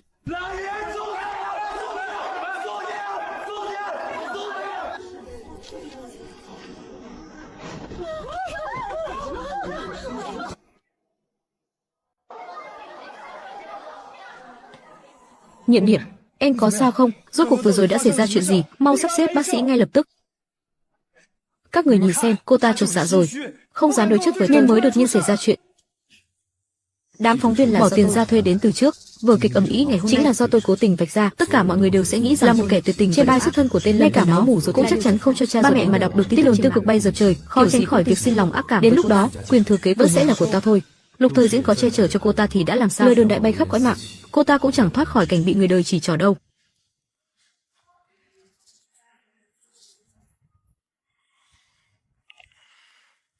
Lập tức đi điều tra xem ngày hôm nay tất cả đám phóng viên đó từ đâu chui ra cho tôi. Trích xuất toàn bộ camera giám sát của bệnh viện, thu thập toàn bộ bằng chứng tên Lâm Thần đó, lấy đoạn camera hoàn chỉnh nhất cho tôi, đồng thời liên hệ với các nền tảng mạng xã hội, bỏ ngay những bài viết tung tin đồn nhảm ác ý, lưu lại toàn bộ bằng chứng vu khống, chuẩn bị khởi kiện hết cho tôi. Đám nhà báo này xuất hiện quá trùng hợp, tốc độ lên bài cũng nhanh một cách bất thường, chắc chắn là có kẻ đứng sau cố tình giật dây. Hức, con ơi, có phải con sợ mẹ khó xử nên con mới tự bỏ mẹ mà đi, có đúng không con?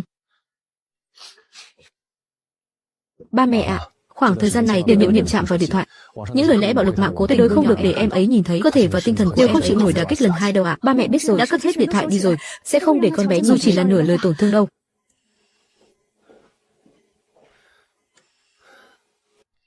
Có anh ở đây rồi, anh sẽ không để bất kỳ kẻ nào làm tổn thương em nữa. Chuyện này anh nhất định sẽ xử lý êm xuôi, mọi ấm ức của em anh sẽ đòi lại gấp bội. Sao có thể như vậy được, đứa bé mất rồi. Tôi chỉ là muốn ép cô ấy nhượng bộ, không hề nghĩ đến việc sẽ thành ra thế này. Tôi không nên làm vậy. Tất cả đều là do tôi tự làm tự chịu. Mẹ, đều là lỗi của con. Con có lỗi với nhà họ Lâm chúng ta, có lỗi với đứa bé.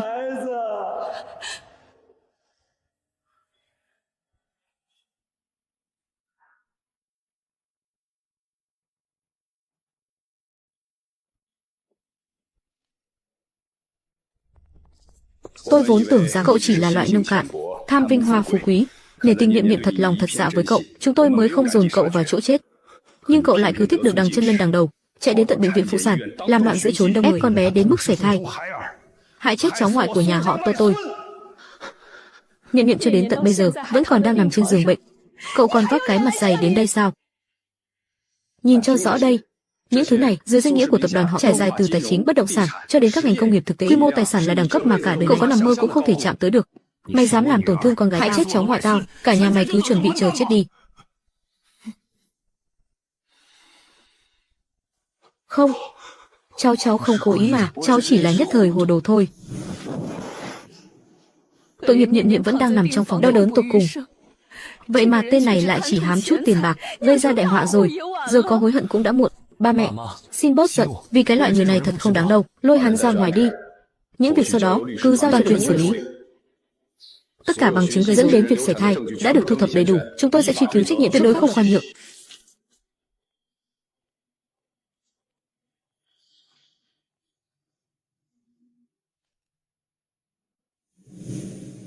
Lâm Thần, cuối cùng cậu cũng tỉnh rồi. Sự việc đến nước này tôi thật sự rất chỉ vì lúc đó quá mềm lòng, cứ tưởng cậu thật tâm hối cải, muốn bù đắp cho Niệm.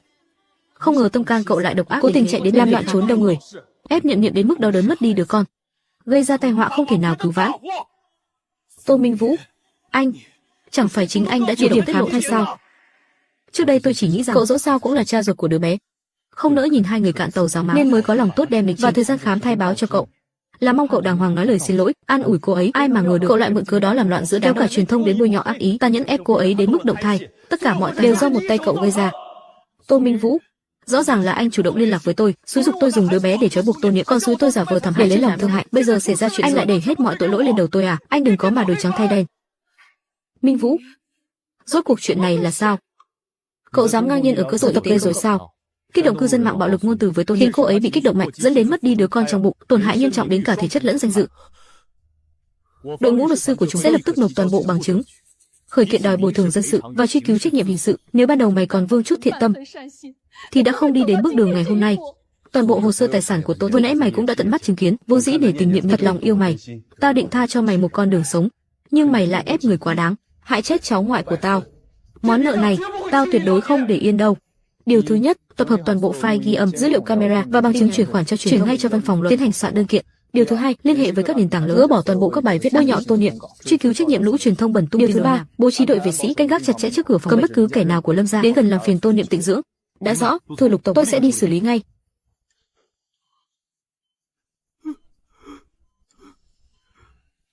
Tôi chỉ muốn cầu xin cô ấy tha thứ, muốn mượn đứa bé để bấu víu vào Tô gia. Tôi chưa từng nghĩ sẽ ép cô ấy đến mức mất đi đứa bé. Tôi thật sự không cố ý mà.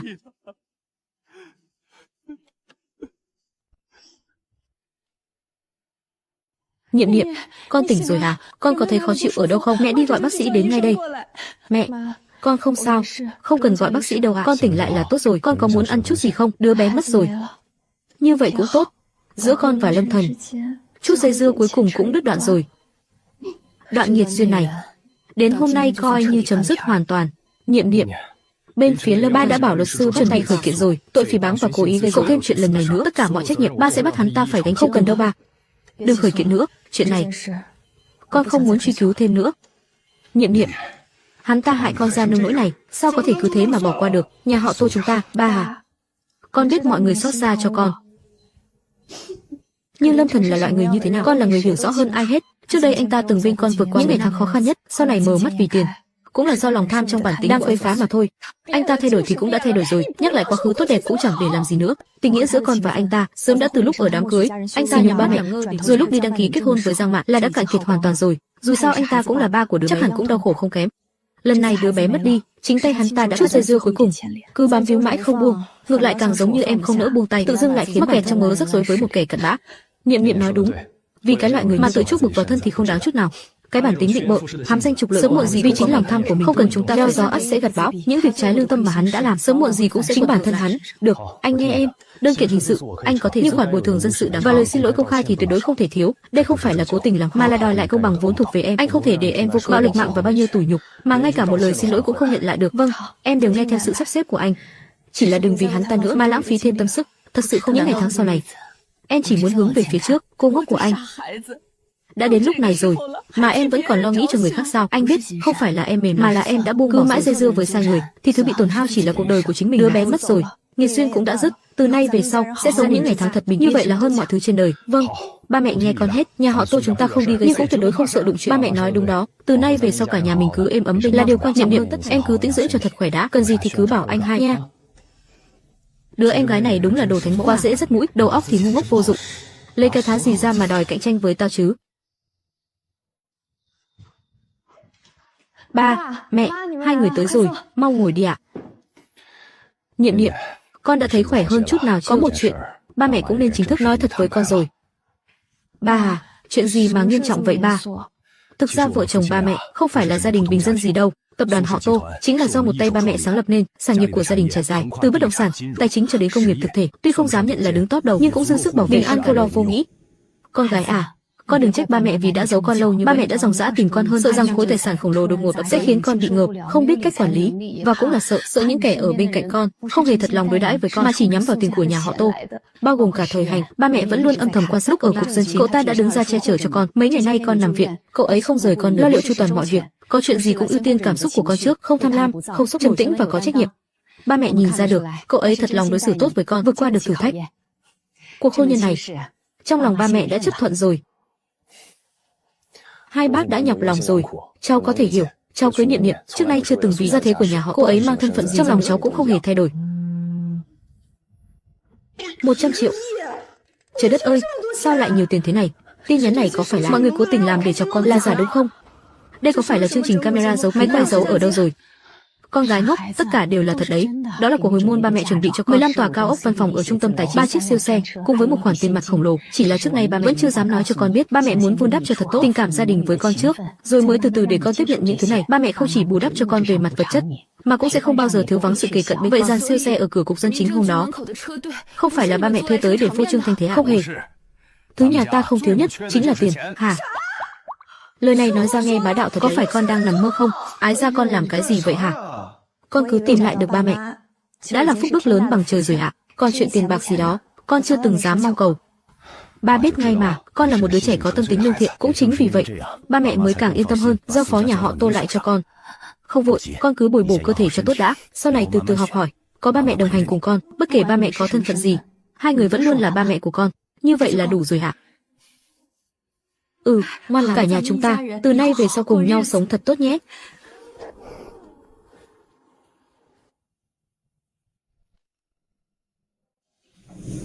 Niệm Niệm à, anh vừa từ công ty qua đây, tiện đường mang cho em ít yến xào để tầm bổ cơ thể. Em cảm ơn anh ạ. Lại còn cất công chạy tới đây. Anh cứ để đó đi. Hôm nay ba mẹ đã nói rõ thân phận với em rồi nhỉ? Nói thật nhé.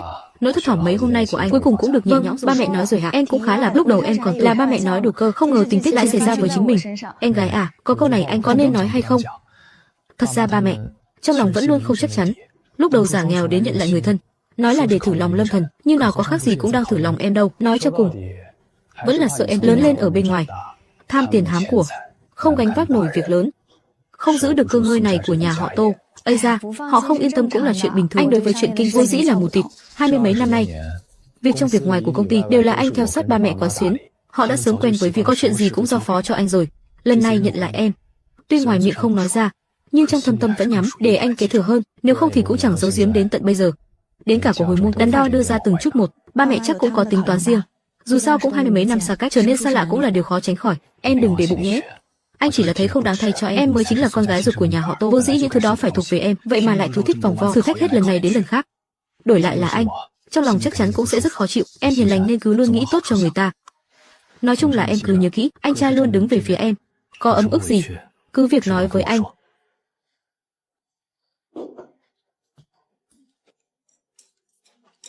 Ba, mẹ, có chuyện này con muốn hỏi hai người. Con nói đi. Ban đầu hai người giả vờ bình thường để nhận lại người thân, nói là để thử thách nhân phẩm của Lâm Thần. Vậy có phải cũng có một phần là đang thử thách cả con không?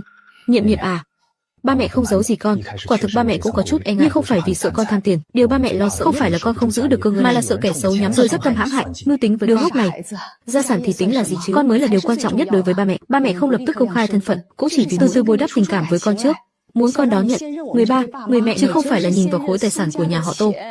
Ba mẹ sợ lắm chứ, sợ con nghĩ rằng ngoài tiền ra, ba mẹ chẳng thể cho con được thứ gì. Còn về phần Minh Vũ, 3 năm qua thằng bé quả thực đã giúp Quá Xuyên không ít việc, nhưng tất cả mọi thứ của nhà họ Tô từ trước đến nay đều là để dành cho con. Dù sao thằng bé cũng là con nuôi, ba mẹ sẽ chu cấp cho nó một cuộc sống đủ đầy. Nhưng gốc rễ của nhà họ Tô mãi mãi là của con. Ba, mẹ con xin lỗi, không phải là con không tin, chỉ là trong lòng con thấy hơi chạnh lòng. Từ nhỏ con đã không có gia đình, giờ đột nhiên lại có ba mẹ. Điều con sợ nhất ba mẹ đến với con chỉ vì muốn chứ không hề có tình. Con đang nói ngốc nghếch gì vậy? Trái tim của ba mẹ đều hướng về. Sao lại không có tình thương thật lòng được chứ? Là do ba mẹ đã không nghĩ đến cảm nhận của con, khiến con phải chịu tủi thân. Con không tủi thân đâu, gia sản hay gì đó tôi đều không bận tâm, tôi chỉ cần bố mẹ thôi. Tất cả mọi thứ của nhà họ Tô từ trước đến nay đều là để lại cho cô. Tôi chỉ cần bố mẹ. Hôm nay tôi gọi mọi người tới đây là để thông báo một chuyện. Con gái tôi, Tô Niệm, từ hôm nay trở đi sẽ chính thức gia nhập tập đoàn để học việc. Trước mắt sẽ bắt đầu từ bộ phận bất động sản, làm từ việc theo dõi dự án. Các vị ngồi đây hãy tốn chút tâm sức, chủ tịch cứ yên tâm. Chúng tôi nhất định sẽ dốc toàn lực phối hợp với cô Tô. Xung quanh có rất nhiều đối thủ cạnh tranh. Việc thu hút các thương hiệu cao cấp đang gặp phương án mãi vẫn chưa thể chốt được. Khu phía Nam thành phố được định vị là nhưng các khu dân cư lại toàn là những hộ dân có thu nhập, quả thực là có chút rời rạc. Tôi thấy, hoặc là phải nâng cấp cơ sở, hoặc là phải giảm giá để thu hút các đối tác, chỉ là biên độ lợi nhuận sẽ mỏng đi. Nếu xung quanh đều là các hộ dân bình thường, vậy thì đừng khăng khăng bám lấy định vị cao cấp, hãy chuyển hướng sang mô hình khu thương mại tiện ích dân sinh. Một nửa diện tích dùng làm siêu thị, khu trông giữ trẻ và căn tin cộng đồng, nửa còn lại dành cho các dịch vụ ăn uống và cửa hàng bán lẻ đồ dùng sinh hoạt. Như vậy mới bám sát được nhu cầu thực tế của người dân. Việc thu hút đối tác thuê mặt bằng ngược lại tôi đang giữ trong tay dữ liệu từ cuộc khảo sát các hộ dân trong bán kính, hàng gia đình chiếm tới 70%. Xu hướng tiêu dùng chủ yếu tập trung nhu cầu sinh hoạt thiết yếu và các dịch vụ cho mẹ. Ý tưởng của Tô Niệm rất phù hợp với tệp khách hàng, rủi ro khi triển khai thấp, thời gian thu hồi cũng có thể rút ngắn ít nhất 8 tháng. Hướng đi này rất tốt. Dự án này sẽ do Tô Niệm chịu trách nhiệm chính, các phòng ban hãy dốc toàn lực phối hợp. Lục Thời Diễn, cậu giám sát thêm Minh Vũ, con nhớ giúp đỡ em gái nhiều hơn. Ba cứ yên tâm, con nhất định sẽ giúp đỡ Niệm Niệm thật tốt.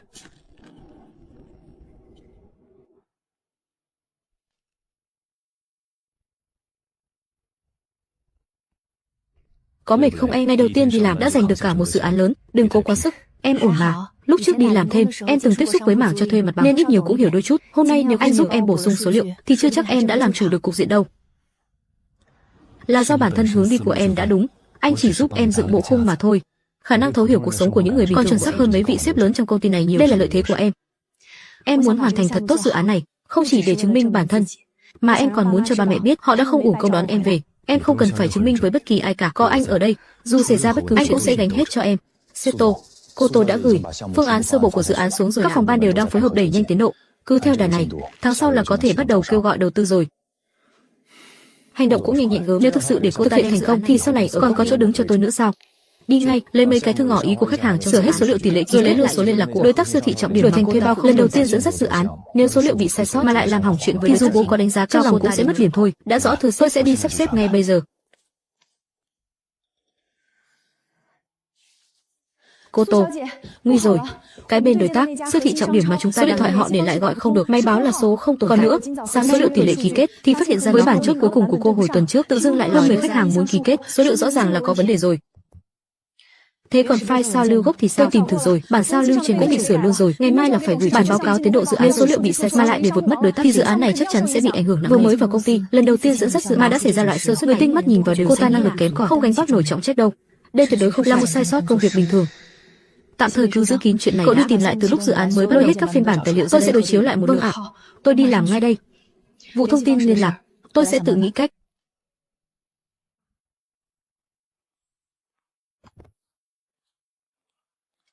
Dữ liệu đã bị động tay chân rồi. Thông tin liên lạc của các đối tác siêu thị cũng bị đánh tráo luôn. Ngày mai là phải báo cáo rồi. Hơi gay go đây. Điều tra khu thương mại phía nam của nhà họ, xem tài liệu nội bộ của kiểm tra lịch sử. Còn cả bên siêu thị Hàng Xương đang hợp tác, liên hệ trực tiếp với người phụ trách trụ sở. Cứ bảo là Lục Thời Hành muốn bàn chuyện hợp tác. Ăn cơm trước đi em, chuyện này sẽ giải quyết nhanh thôi. Thủ đoạn kiểu này quá vụng về, rõ ràng là muốn làm em phải bẽ mặt ngay trong lần báo cáo đầu tiên. Thưa sếp, địa chỉ IP chỉnh sửa là từ tài khoản trợ lý của Tô Minh Vũ, người phụ trách bên phía khi biết ngài là người đứng ra kết nối đã lập tức bày tỏ vốn dĩ họ đã có ý định hợp tác rồi. Dạo trước bị mất liên lạc, họ còn tưởng là đã tạm hoãn dự án cơ. Chiều nay họ có thể ký thỏa thuận hợp tác sơ bộ.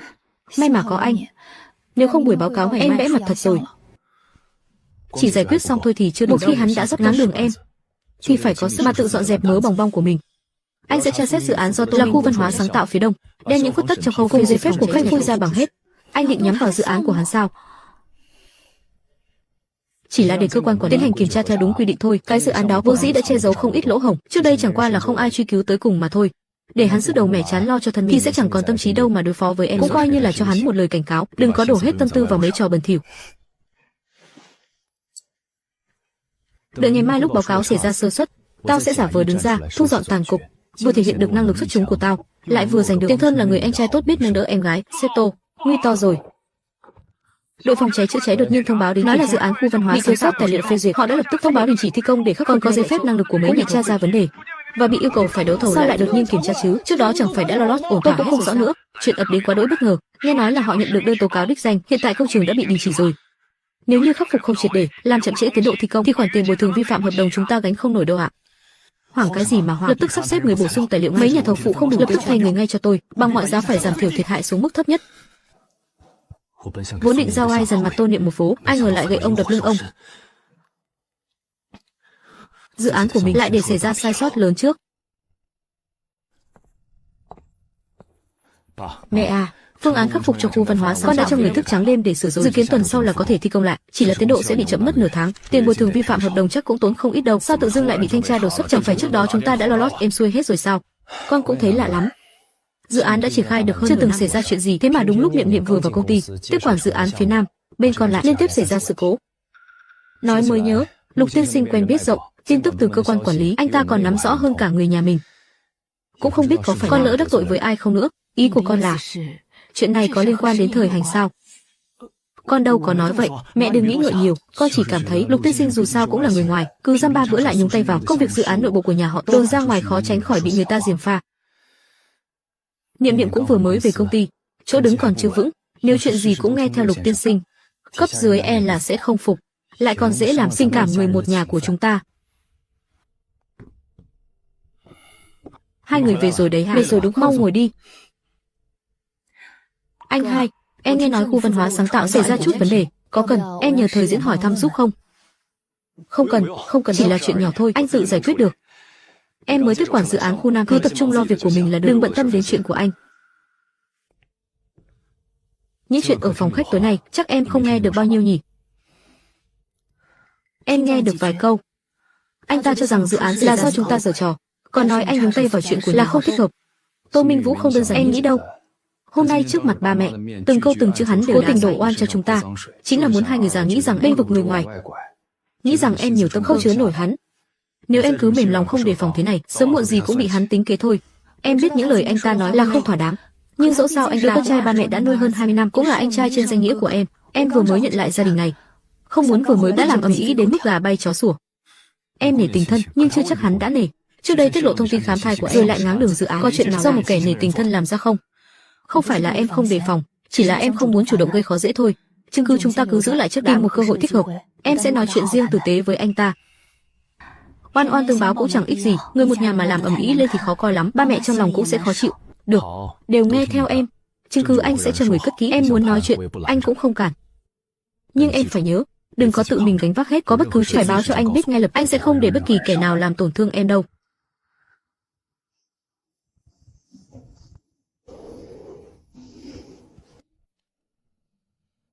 Này, cô nghe nói gì chưa? Cái người chồng đó của cô anh Lục ấy mượn cớ làm dự án phía Nam thành phố, đem mấy cái hợp đồng thầu phụ giao hết cho công ty riêng của nhà hắn rồi. Thật hay đồ thế, trông anh ta rõ là đứng đắn mà. Đâu giống loại người sẽ làm ra mấy chuyện này. Cả công ty đồn ầm lên hết rồi kìa, nói hắn chính là một phượng hoàng nam, lúc trước mặt dày trầu trực bên suốt bao nhiêu năm trời, căn bản chính là thèm khát gia sản của nhà họ Tô. Bây giờ vừa mới nhúng tay vào dự án đã vội vàng vơ vét vào túi kiếm trác lợi lộc. Cái thói tham lam đó, khỏi phải nói là thô thiển cỡ nào.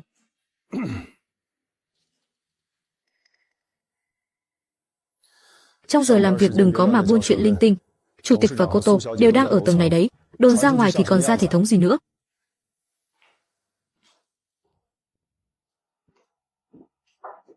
Mẹ, có chuyện gì thì mẹ cứ ấp a ấp úng thế thì ra làm sao? Ba, mẹ, hôm nay trong công ty có mấy lời đồn đại, con đã đắn đo mãi, nhưng vẫn thấy nên nói với ba mẹ một tiếng. Lời đồn gì cơ? Bên ngoài người ta đang rỉ tai nhau, nói rằng Lục tiên sinh mượn lợi thế của dự án Thành Nam để đem các gói thầu quan trọng giao hết cho các công ty dưới trướng Lục thị, rõ ràng là hành vi tuồn lợi ích sân sau. Thậm chí còn có lời khó nghe hơn, nói lúc trước anh ta chủ động cưới Niệm Niệm chính là nhắm vào gia sản của nhà họ Tô, rằng anh ta là một gã phượng hoàng nam dốc tâm đào mỏ. Lục Thời Diễn làm sao mà biết gia cảnh của Tô Niệm chứ? Rõ ràng là thân phận lúc hai đứa kết hôn còn chưa hề tiết lộ cơ mà. Hơn nữa nó cũng đâu có Tô Niệm mang thai con của người khác. Con vốn dĩ không muốn đem mấy lời ra tiếng vào này tới làm phiền ba mẹ, nhưng bây giờ tin đồn lan đi ngày càng ác, đã có mấy vị cổ đông tìm con để dò hỏi rồi. Con sợ chuyện này mà ầm ĩ thêm thì không chỉ ảnh hưởng đến tiến độ dự án mà còn làm tổn hại đến danh tiếng của Niệm Niệm và Lục. Sao lại có mấy lời như vậy được? Thằng bé Thời Diễn đó nhìn vừa trầm ổn vừa chính trực, đâu giống loại người tham tiền hám của. Mẹ à, biết người biết mặt, đâu có biết được lòng. Gia thế của nhà vốn dĩ làm sao sánh bằng nhà ta được. Anh ta trầu trực bên Niệm Niệm bao nhiêu năm, ai mà biết được đang toan tính cái mưu đồ gì. Bây giờ dự án vừa mới đã xuất hiện tin đồn như thế này rồi, khó tránh khỏi việc khiến người ta nghĩ ngợi lung tung. Con chỉ lo Niệm Niệm quá ngây thơ, bị người ta lừa gạt, bị bán đi rồi mà vẫn còn chuyện này ba biết rồi. Con ra ngoài trước đi, làm tốt việc của con là được, đừng có xiêm mũi vào chuyện linh tinh. Dạ vâng. Vậy con đi làm việc trước đây. Ba mẹ cũng đừng để trong lòng nhé, biết đâu chỉ là người bên dưới hiểu lầm thôi ạ.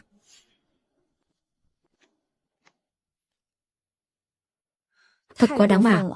Sao có thể đồn đại những lời như vậy chứ? Gói thầu phụ của dự án phía đều là đấu thầu công khai, đi theo đúng quy trình đàng hoàng. Công ty nhà họ Lục là dự năng lực và báo giá để trúng thầu cơ mà, sao lại biến thành chuyển giao lợi ích được chứ? Cái nghe không sợ chết đứng. Em không cần phải bận tâm vì mấy lời này đâu. Nhưng họ còn bảo anh là kẻ đào mỏ, nhòm ngó tài sản nhà chúng ta, thật sự quá chướng tai mà. Những tin đồn đó ba mẹ đều nghe cả rồi, con không cần phải giải thích đâu. Đứa ngốc này, chuyện này không liên quan đến hai đứa. Nhà họ Lục có thể nhận được gói thầu là do ba mẹ chủ động đề xuất. Công ty nhà Thời Diễn về mảng quản lý kinh doanh khu dân cư có rất nhiều kinh nghiệm, tiếng tăm lại tốt, giao cho họ thì ba mẹ mới yên tâm. Vốn dĩ là chuyện đôi bên cùng có lợi, chứ làm gì có chuyện nhòm ngó gia sản, không hề liên quan một chút nào cả. Những tin đồn này rõ ràng là có kẻ cố tình tung ra nhằm chia rẽ mối quan hệ giữa hai nhà chúng ta. Nhân phẩm của Thời Diễn thế nào, hai bác tin tưởng cậu. Nhà họ Tô cái rể trước nay chưa từng nhìn vào gia thế bối cảnh, mà là nhân phẩm và bản lĩnh gánh vác. Cậu cũng đừng để bụng mấy chuyện này. Cháu cảm ơn hai bác đã tin tưởng ạ. Tin đồn này xuất hiện trùng hợp quá, chỗ nào cũng nhằm vào Lục Thời Diễn, cố tình chia rẽ quan hệ hai nhà. Ngoài Tô Minh Vũ ra, mình không nghĩ ra được người lại đi làm cái trò này. Chỉ là tạm thời chưa có bằng chứng xác thực, đành tạm gác suy đoán này lại đã. Thưa chủ tịch, thưa phu nhân, nguồn gốc phát tán tin đồn về Lục tiên đã điều tra rõ rồi ạ. Ban đầu là do một nhân viên bên phòng hành chính lan truyền ra, truy ngược lên trên, thì ra là trợ lý bên cạnh Tô đã lén lút chỉ đạo. Còn cả dự án khu văn hóa sáng tạo khi bị đình chỉ thi công, Tô tổng từng lén đi gặp người môi giới phụ trách kiểm duyệt phòng cháy chữa cháy. Nội dung trò chuyện cụ thể thì không rõ ạ. Còn gì nữa không? 2 tháng này, Tô tổng đã liên tục điều động 3 thuộc hạ cũ vào tổ dự án cốt lõi. Quy trình nhân sự làm rất vội vàng, không hề xác minh lý lịch theo đúng quy định. Ngoài ra, anh ta còn lén hẹn 2 nhà thầu phụ, tất cả đều không qua quy trình thương mại chính thức. Minh Vũ trước nay làm việc luôn tuân thủ nguyên tắc nhất, sao dạo này lại liên tục vượt rào thế nhỉ? Chủ tịch có cần tôi tiếp tục đào sâu chi tiết không ạ? Tạm thời đừng bước dây động rừng. Cậu cứ tiếp tục để mắt tới ghi chép lại toàn bộ mọi động tĩnh bất thường, tuyệt đối không được để lộ ra ngoài. Tôi hiểu rồi, sếp Tô. Trước đây, tôi chỉ nghĩ cậu ta là vì quay về sẽ cướp mất vị trí của cậu ta, tính trẻ con nên mới sinh sự chút thôi. Nhưng bây giờ xem ra, e là dã tâm không chỉ có ngần ấy. Lần trước ở phòng khách thì khích bác Thời Hành, nhúng tay vào việc của công ty, ngay sau đó dự án liền xảy ra chuyện. Bây giờ lại còn tung tin đồn nhà hong đục nước béo cò. Nếu cứ dung túng tiếp như vậy, sớm muộn gì cũng gây ra họa lớn. Nhà họ Tô nuôi nấng hơn 20 năm, ít nhiều gì cũng có tình cảm. Nhưng nếu cậu ta đem tâm đặt không đúng chỗ, thì chúng ta cũng không thể để mặc cậu ta làm càn, cứ để mắt tới đã. Chú ý nhiều hơn đến mấy trò vặt vãnh. Nhà họ Tô giàu có nứt đố đổ vách như vậy thì Tô Minh Vũ chắc chắn là không thiếu tiền. Con rùa vàng này, mình nhất định phải câu cho bằng được. Ôi, em xin lỗi, em đứng không vững. Cô không sao chứ? Anh là sếp tôi đúng không? Em tên là Lâm Nguyệt, nhắc mới nhớ. Em và em gái của anh Tô Niệm có quen biết nhau đấy. Trước kia, em thường nghe cô ấy nhắc về anh. Sếp tôi có muốn cùng uống một ly không? Em vẫn còn độc thân đấy, đã ngưỡng mộ anh từ lâu lắm rồi. Sếp tôi à, ở đây ồn ào quá, hay là chúng ta tìm nơi nào đó yên tĩnh hơn để trò chuyện đi. Em còn có ý tưởng về dự án, muốn nhờ anh chỉ giáo thêm nó. Được thôi. Cô tỉnh rồi à? Tỉnh rồi thì mau dọn đồ rồi đi đi. Anh thế này là có ý gì? Đêm qua chúng ta rõ ràng chẳng qua là anh tình tôi nguyện, đều là người trưởng thành cả rồi. Đừng có coi là thật. Anh định đuổi tôi đi sao? Chẳng phải đêm qua anh sẽ giao dự án cho tôi làm để tôi đi theo anh sao? Mấy lời chót lưỡi đầu môi đó mà cô cũng tin à? Cô không tự xem lại thân phận của mình đi. Cỡ như cô mà cũng đòi nhúng tay vào dự án của nhà họ Tô sao? Chỗ tiền này coi như bồi thường. Cầm lấy tiền rồi biến đi, sau này đừng có đến tìm tôi nữa, và cũng cấm có ra ngoài ăn nói lung tung. Cửa của nhà họ Tô này không phải cứ dùng dăm ba cái thủ là có thể trèo cao được đâu. Tô Minh Vũ, anh vừa mặc quần vào đã lật mặt rồi sao? Anh đừng có mà quá đáng. Quá đáng. Tiền tôi cũng đưa rồi, khuyên cô nên biết điều một chút đi, cứ làm dùng beng lên thì người nhục nhã chỉ có bản thân cô thôi.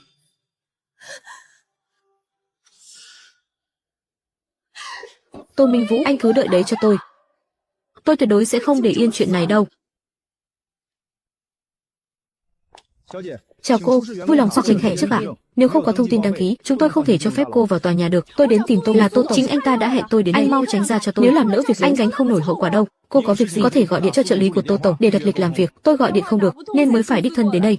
Tô Minh Vũ sông múi chán nên định trốn chui trốn nhủi không gặp ai sao? Hôm nay mà không cho tôi một câu trả lời, tôi tuyệt đối không đi đâu hết. Tô Minh Vũ, anh ra đây cho tôi. Lúc trước thì ngon ngọt dỗ dành tôi, ngoảnh mặt đi đã lật lọng ngay được. Đường đường là tổng giám đốc tập đoàn, mặc quần vào xong là trở mặt vô tình, anh có còn biết xấu hổ không hả? Cô ả này làm ầm ĩ một vô thế này, chắc là muốn gả vào hào môn mà bất thành đây. Vốn dĩ là chuyện anh tình tôi nguyện, tự mình chủ động dâng tận miệng, không vất vát được gì thì đến đây ăn vạ, không thấy nhục mặt à? Thân phận của Tô Tổng sơ sơ ra đấy, làm sao mà thèm để mắt tới lại cô ta chứ? Rõ ràng là hà ta bám dai như đỉa. Cái trò này đúng là rẻ tiền, không hủy nổi, cửa nhà giàu. Đâu có dễ bước vào như thế, danh là muốn bám váy đại gia để đổi đời. Mờ mắt vì tiền rồi, nên mới chạy đến tận cổng công ty mà càn quấy. Rõ ràng là hắn ta lừa gạt tôi, hứa hẹn giao dự án cho tôi, đưa tôi về ra mắt gia đình. Bây giờ thì phủi sạch sành xanh, chối bay chối biến. Tô Minh Vũ, anh có còn là đàn ông không hả? Tô Tổng. Đám đông tụ tập hóng hớt dưới sảnh càng lúc càng đông, rất nhiều người qua đường đang đăng lên mạng xã hội rồi. Sếp, có bảo vệ lôi cô ta đi không ạ? Không cần bận tâm. Bảo vệ cứ canh chặt cửa, đừng để cô ta lọt vào là được. Làm loạn chán thấy bẽ mặt thì tự khắc sẽ bỏ đi thôi. Nhưng cứ để cô ta gào thét ầm ĩ bên ngoài mãi, e là sẽ làm xấu đi hình ảnh của tập đoàn. Là do cô ta không biết đường xấu hổ, làm loạn giữa chốn đông người, kẻ mất mặt chỉ có cô ta mà thôi. Người đời chỉ chê cười cô ta, chứ chẳng ai thèm bận tâm đâu. Cậu đi báo cho bảo vệ, nếu cô ta còn dám hung hăng phá cửa, thì báo cảnh sát đến tóm đi luôn. Vâng, tôi xuống sắp xếp ngay đây ạ. Chẳng qua chỉ là thứ tình một đêm tự mỡ dâng miệng mèo. Vậy mà cũng dám vác mặt đến công ty ép uổng tôi sao? Đúng là không biết tự lượng sức mình. Cứ làm loạn lên thì người nhục nhã chỉ có cô thôi. Mau đi khỏi đây đi. Từ đầu đến cuối đều là Tô Minh Vũ chủ động gạ gẫm tôi. Anh ta dùng lời đường mật lừa gạt tôi, bảo là sẽ cho tôi tài nguyên dự án. Kết cục anh ta chỉ đang đùa bỡn tôi thôi. Anh ta coi tôi như trò tiêu khiển, lấy cớ là để trút giận thay cho Tô Niệm, bắt tôi làm bia đỡ đạn để trút giận. Tên Tô Minh Vũ đó quá đáng lắm rồi. Em gái tao không thể bị hắn chà đạp trắng trợn như thế. Hôm nay tao nhất định phải đến tập đoàn họ tìm hắn đòi lại công bằng. Anh nhất định phải giúp em. Em không thể cứ như mà nuốt cục tức này được. Hắn ta cậy cái mác người nhà họ Tô để mặc sức đùa giỡn phụ nữ. Hắn bắt buộc phải cho em một lời giải thích.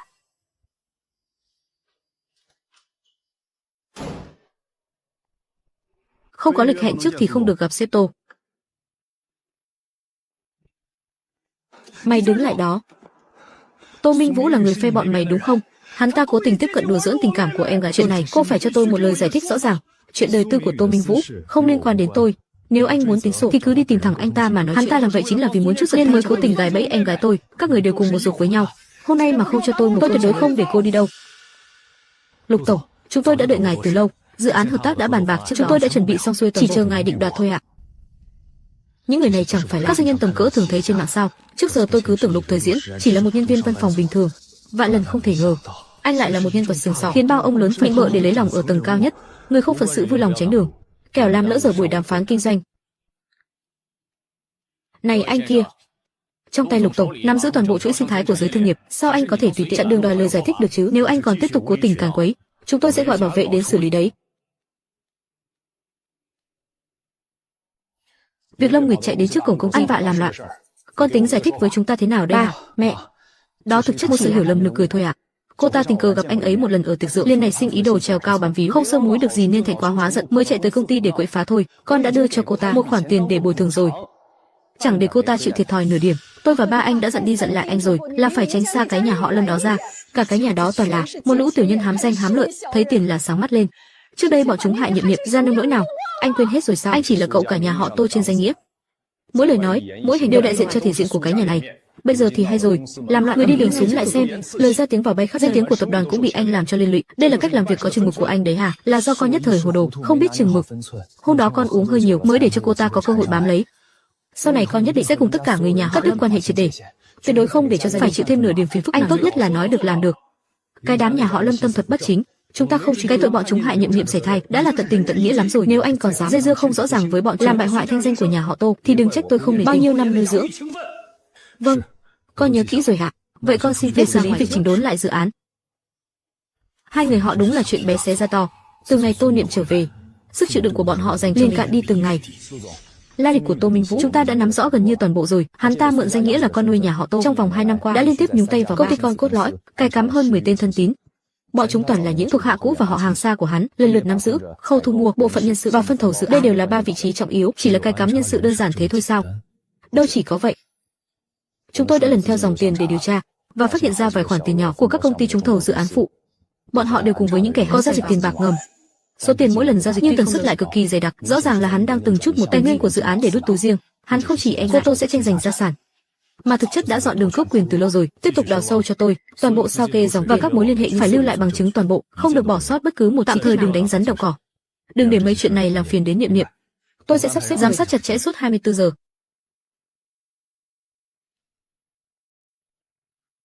La lịch của Tô Minh đã được tra xét rõ ràng toàn bộ rồi. Chuyện không chỉ đơn thuần là giản đơn như vậy đâu. 2 năm nay, hắn hạn phê duyệt dự án trong tay, để âm thầm bòn rút không ít tài nguyên cốt lõi. Đây đều là những dự án luôn trọng tâm đầu tư cho mảng dân sinh. Việc giám sát nguồn vốn trước nay luôn rất nghiêm ngặt, không ngờ hắn ta lại có thể thần không bòn rút đi một số tiền lớn. Hắn làm việc vô cùng cẩn trọng. Số tiền của mỗi giao dịch đều được khống chế. Dưới mức báo động đỏ của hệ thống giám sát, hắn chia nhỏ, tổ tán công ty ảo dưới trướng, nếu không truy xuất nguồn thì căn bản là không thể nào. Thêm vào đó, hơn 10 tên tâm phúc để chia nhau nắm khâu thu mua 2.560 vạn. Đây là 3 mắt xích quan trọng nhất. Toàn bộ đường dây này đều là người của hắn, đồng nghĩa với việc ngay trong công ty hắn đã tự lập một quỹ đen cho riêng. Trước đây em cứ luôn cho rằng hắn chỉ sợ em quay về cướp mất vị trí của hắn ta, trong lòng bất an nên mới giở chút thủ đoạn vặt vãnh. Bây giờ xem ra, căn bản không chỉ đơn thuần là sợ thất sủng, hắn ta đã sớm trải sẵn đường để cướp quyền. Kể từ ngày hắn tuồn thông tin khám thai của em, cố tình dẫn dắt đến bệnh viện làm loạn, thì sự việc đã không còn là tranh giành sủng ái đơn giản. Hắn ta muốn mượn tay Lâm Thần để phá bĩnh cuộc sống của em, khiến cho ba mẹ nghĩ tâm lý em bất ổn, không gánh vác nổi trọng trách. Từ đó danh chính đem toàn bộ quyền lực nắm gọn trong lòng bàn tay hắn, cố tình ngáng chân em trong các dự án, hay rồi tin đồn anh là kẻ hám tài. Tất cả đều nằm trong từng bước kế hoạch của hắn ta. Trước đó em còn định tìm một cơ hội thích hợp để nói chuyện đàng hoàng với hắn một lần, vốn định chừa cho hắn đủ thể diện. Chỉ cần sau này hắn an phận thủ thường, thì người một nhà vẫn có thể sống hòa thuận với nhau. Vốn dĩ còn tưởng rằng giữa chúng tôi vẫn còn chút tình thân, bây giờ mới biết là do tôi suy nghĩ quá đơn giản rồi. Thứ hắn muốn trước giờ chưa từng là sự đối xử công bằng, mà là toàn bộ gia nghiệp của nhà họ Tô, xử lý thế nào đều nghe theo em. Bằng chứng đều ở đây cả rồi. Nếu em vẫn muốn cho hắn thêm một cơ hội để sửa sai, anh có thể cho người tiếp tục giám sát, tạm thời không làm lớn chuyện. Còn nếu cảm thấy không cần phải nhẫn nhịn nữa, chúng ta sẽ đem toàn giao hết cho ba mẹ. Không cần phải đợi nữa, ngày mai em sẽ đem những bằng chứng giao toàn bộ cho ba mẹ. Chuyện này liên quan an nguy của cả tập đoàn Tô Thị, và cũng là tâm huyết bao năm nay của ba mẹ. Những thứ này, tự mày xem đi. Cài cắm tâm phúc, tuồn tài nguyên dự án ra ngoài, rút ruột tiền của công ty. Tô Minh Vũ, mày to gan lắm. Ba mẹ nghe con giải thích đi, con chỉ là nhất thời hồ đồ. Con chỉ sợ Niệm Niệm quay về rồi, ba mẹ sẽ không cần con, nên con mới ma xui quỷ khiến làm ra những chuyện này. Con không hề cố ý muốn đoạt quyền đâu. Sợ cái nhà này không cần mày sao? Chúng tao đã bao giờ nói là không cần mày chưa hả? Mày âm thầm châm ngòi mối quan hệ giữa con bé và gia đình, lại còn giở trò ngáng chân dự án của con bé. Tung tin đồn nhảm, quậy đục nước, chúng tôi đều nhìn thấy hết. Chỉ coi như tính trẻ con đang làm mình làm mẩy, nghĩ là cho cô thời gian để từ từ chấp nhận, nên chưa từng tính toán với cô. Chuyện Lâm Nguyệt đến tận cửa công ty làm loạn, chúng tôi cũng chỉ mắng cô vài câu, bảo cô tránh xa nhà họ Lâm ra một chút. Chúng tôi đã cho cô bao nhiêu cơ hội rồi hả? Có lần nào cô thật sự sửa đổi chưa? Bề ngoài thì tỏ ra hiền lành hiểu chuyện, sau lưng lại đục khoét tài sản công ty. Cô thế này đâu phải là sợ thất sủng, mà là cô đã dòm ngó gia sản nhà họ Tô từ lâu rồi. Con đều nghe thấy mọi người nói sau này quyền thừa kế chỉ giao cho Tô Niệm. Rõ ràng là đồ thuộc về lại phải hai tay dâng hết, đổi lại là ai thì có thể cam tâm chứ? Con chỉ là nhất thời hồ đồ thôi. Con biết lỗi rồi, xin mọi người cho con thêm một cơ hội nữa đi. Con sẽ lập tức lấy số tiền trả lại toàn bộ. Những vay cánh đó con sẽ thuyên chuyển đi ngay lập tức, sau này con không bao giờ dám nữa đâu. Cơ hội sao? Tôi cho cô còn ít cơ hội chắc. Từ lúc Niệm Niệm vào công ty, những trò vặt vãnh của cô chưa bao giờ dừng lại. Tôi nuôi cô hơn 20 năm trời, cho cô ăn học thành người, dạy cô cách quản lý chuyện làm ăn, không phải là để cô đem dùng vào mấy cái trò dơ bẩn này. Nhưng cách đã tồi tệ đến mức này rồi, nếu còn giữ cô, tập đoàn họ Tô sớm muộn gì cũng tàn lụi trong tay cô. Bắt đầu từ hôm nay, bãi bỏ mọi chức vụ của cô ở tập đoàn, thu hồi toàn bộ tài sản, toàn bộ cổ phần công ty, nhà cửa, xe cộ, cùng với toàn bộ lợi nhuận thu được từ việc làm sai trái. Tất cả dự án trong tay anh phải bàn giao lại hết, không được phép bước chân vào tập đoàn dù chỉ nửa bước. Ba mẹ không thể đối xử với con như vậy. Con ở nhà họ Tô hơn 2 năm, không có công lao thì cũng có khổ lao. Ba mẹ thu hết nhà cửa, sau này con biết sống sao đây? Đừng có gọi chúng tôi là ba mẹ. Chúng tôi nuôi anh khôn lớn, cho anh cuộc sống nhung lụa giàu sang, dạy anh bản lĩnh đứng vững trên đường đời, là để anh làm một người tử tế. Anh tự mình chọn con đường sai trái thì phải tự gánh vác hậu quả. Chúng tôi sẽ giữ lại một khoản sinh hoạt phí cơ bản, đủ để anh tìm công việc bình thường qua ngày. Còn lại thì anh tự mình suy nghĩ cho kỹ đi. Từ nhỏ đến lớn, tôi ra vào đều có xe, biệt thự đắt tiền. Thế mà chỉ trong vài ngày ngắn ngủi, tôi đã rơi từ 9 tầng mây xuống vũng bùn lầy. Chút sinh hoạt phí ít ỏi còn lại trong tay, chẳng thể cầm cự được bao lâu nữa. Sắp tới, đến một chốn nương cũng chẳng thể tìm ra. Sao tôi lại ra nông nỗi này cơ chứ? Rõ ràng chỉ cần an phận thủ thường, thì cả đời này đã có thể bình an sống trong nhung lụa rồi. Vậy mà lại bị lòng tham làm mờ mắt, để rồi đi đến bước chúng bạn xa lánh, người thân ruồng bỏ như ngày hôm nay. Khoan đã, tấp xe vào lấy đi, là Tô Minh Vũ. Có muốn qua đó xem thử không? Sao hắn ta lại tàn tạ đến mức này rồi? Dù có làm sai chuyện gì, thì cũng không đến mức phải lang thang đầu đường xó. Ba mẹ đã thu hồi lại toàn bộ tài sản rồi. Giờ anh ta chỉ có một thân một mình không nơi nương tựa. Nhỡ mà xảy ra chuyện gì thật, sau này trong lòng ba mẹ cũng sẽ khó chịu lắm. Em muốn làm thế nào anh cũng đều ủng hộ, chỉ là em phải suy nghĩ cho thật kỹ. Đón anh ta về không có mọi chuyện trước kia đều được xí xóa đâu, phải để cho anh biết sai và hối cải mới được. Em biết. Dù sao thì anh ta ba mẹ hơn 20 năm trời, không có máu mủ ruột già thì cũng có tình nghĩa nuôi dưỡng, mà cứ để anh ta trôi dạt bên ngoài, trong lòng em cũng thấy áy náy. Cứ đón người về trước đã, những chuyện khác từ từ tính sau.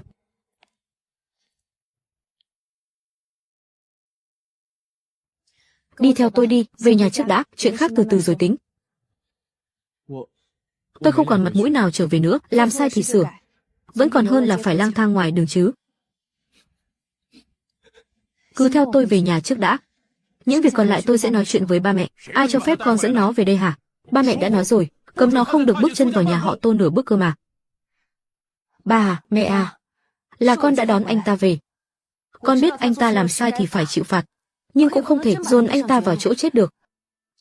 Anh ta đã ở nhà họ Tô hơn 20 năm, đồng hành cùng ba mẹ đi qua những năm tháng khó khăn nhất, không có công lao thì cũng có khổ lao. Cái lúc nó bỏ rút tài sản của công ty, sao nó không ân nghĩa ngần ấy năm đi?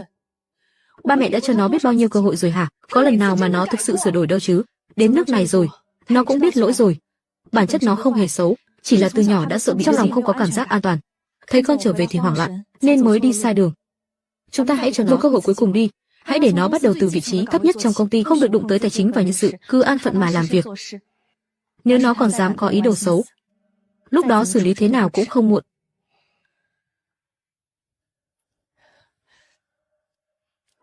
Cơ hội này tôi đã cố gắng giành lấy cho cậu, con nắm bắt được hay không là do cậu.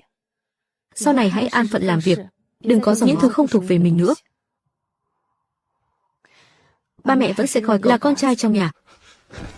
Mẹ, con biết lỗi rồi, con thật sự biết lỗi rồi.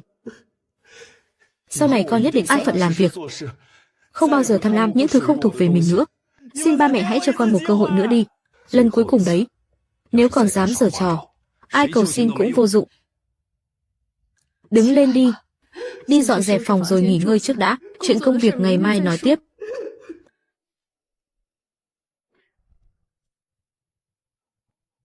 Có một vị khách tên là Lục đến tìm cô ạ. Cho anh ta vào đi. Giang tổng, mạo muội đến thăm, tôi có một thứ muốn nhờ cô xem qua. Lục tổng trăm công nghìn việc, cất công đến tận đây, chắc hẳn không phải là chuyện nhỏ. Đây là bằng chứng Lâm Thần và Lâm Nguyệt bòn rút cùng với toàn bộ sao kê các dự án khai khống, chuỗi chứng cứ đã hoàn toàn khép kín. Những thứ này, Lục tổng điều tra từ đâu vậy? Tiện tay thôi. Trước đây tên 5 lần 7 lượt quấy rối vợ tôi nương theo dòng tiền của hắn để điều tra, vô tình phát hiện ra sổ sách giữa hắn và có điểm bất thường.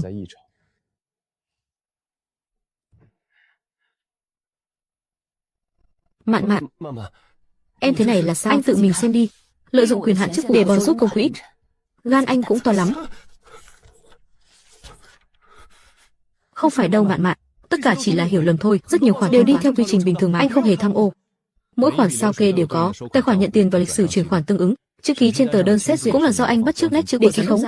Nếu chuyện này mà xé ra to, bấy nhiêu đây đã đủ để cơ quan chức năng khởi tố điều tra rồi. Đến lúc đó, không những phải hoàn trả toàn bộ số tiền, mà còn phải gánh trách nhiệm hình sự. Mạn Mạn, anh biết lỗi rồi. Là do anh nhất thời ma xui nên mới phạm sai lầm. Em cứu anh với.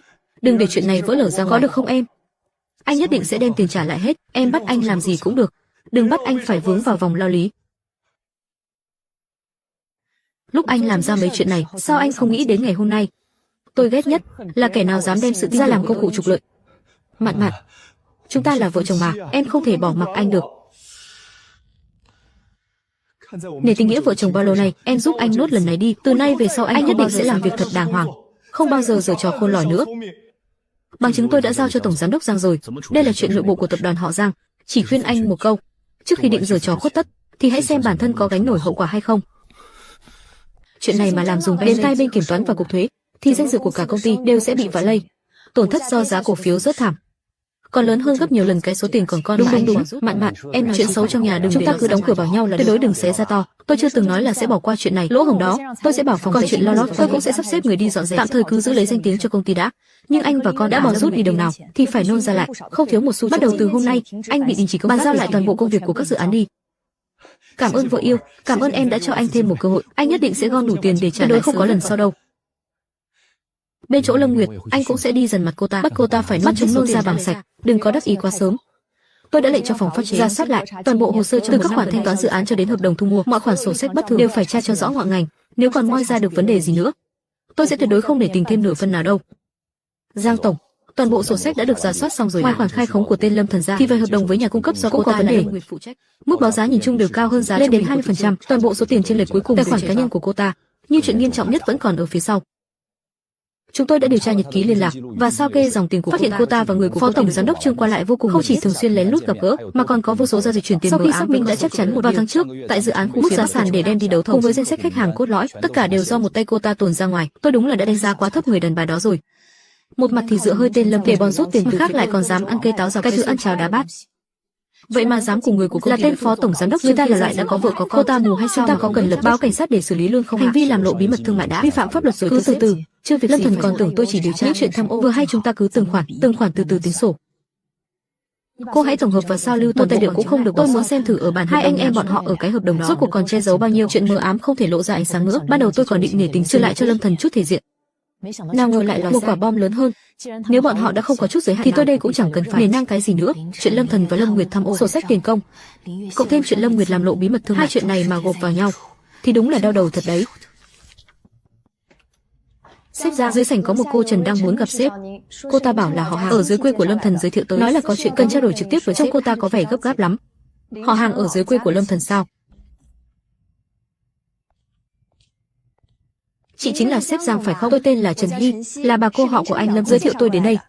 Bà cô họ của Lâm Thần, bà ta bảo cô đến tìm tôi có chuyện gì, cũng chẳng phải chuyện gì to tát, chỉ là tôi đã mang thai con của anh Lâm Thần rồi, lại còn là thai đôi nữa cơ. Bà cô của Lâm Thần nói sức khỏe của chị yếu, mãi mà không có thai được. Mấy người lớn trong nhà họ Lâm lại đang mong ngóng có cháu ẵm bồng. Họ bảo tôi cứ qua lại với Lâm Thần. Lâm Thần cũng đồng ý rồi.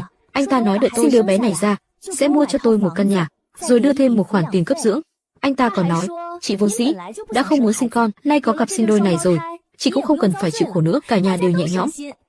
Tôi thật sự không ngờ tới Lâm Thần lại to gan đến vậy.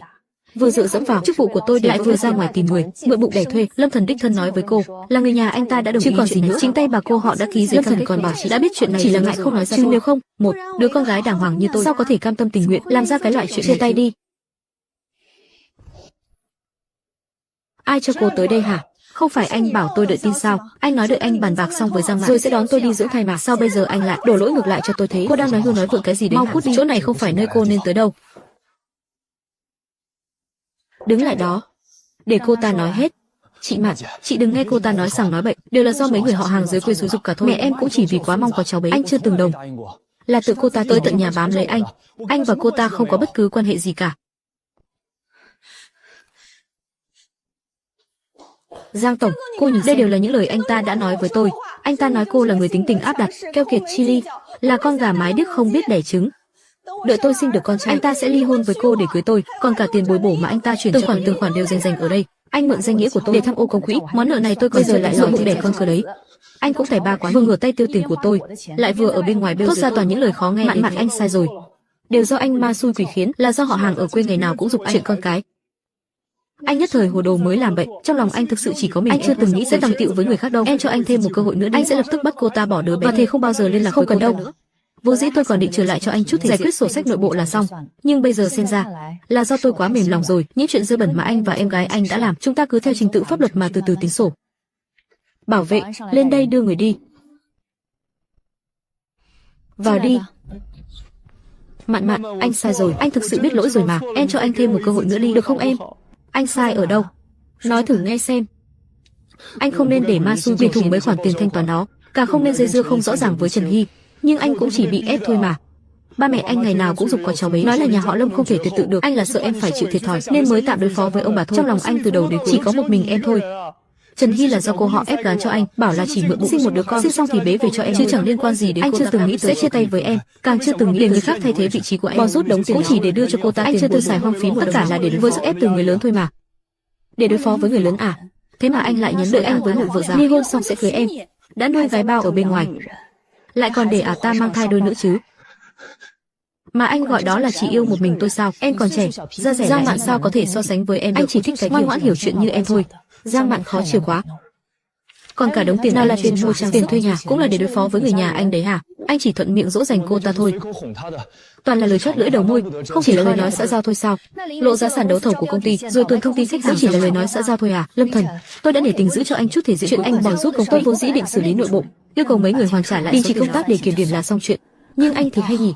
Một mặt thì quỳ lạy van xin tôi, thật khác lại xúi giục em trèo lên giường của sếp bên công ty đối thủ để lén lút bán rẻ bí mật kinh doanh của công ty.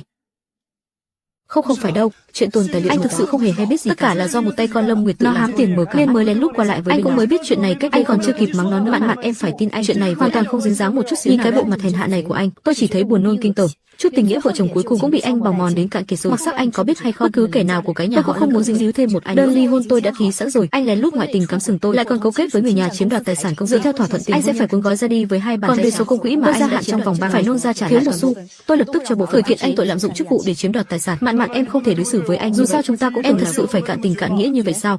So với những gì anh em các tôi đây đã nương tay lắm rồi. Lâm Nguyệt tiết lộ bí mật thương mại, gây ra tổn thất cho công ty lên đến hàng chục triệu. Lâm Nguyệt ít nhất cũng phải ngồi tù vài năm, thậm chí cả anh bị liên lụy theo. Đừng khởi kiện con bé có được tiền thì chúng tôi sẽ đền bù toàn bộ. Mạn, nể tình nghĩa bao lâu nay của chúng ta, em tha cho con bé lần này, anh sẽ bắt nó lập tức khỏi thành phố này, không bao giờ có được không? Tình nghĩa sao?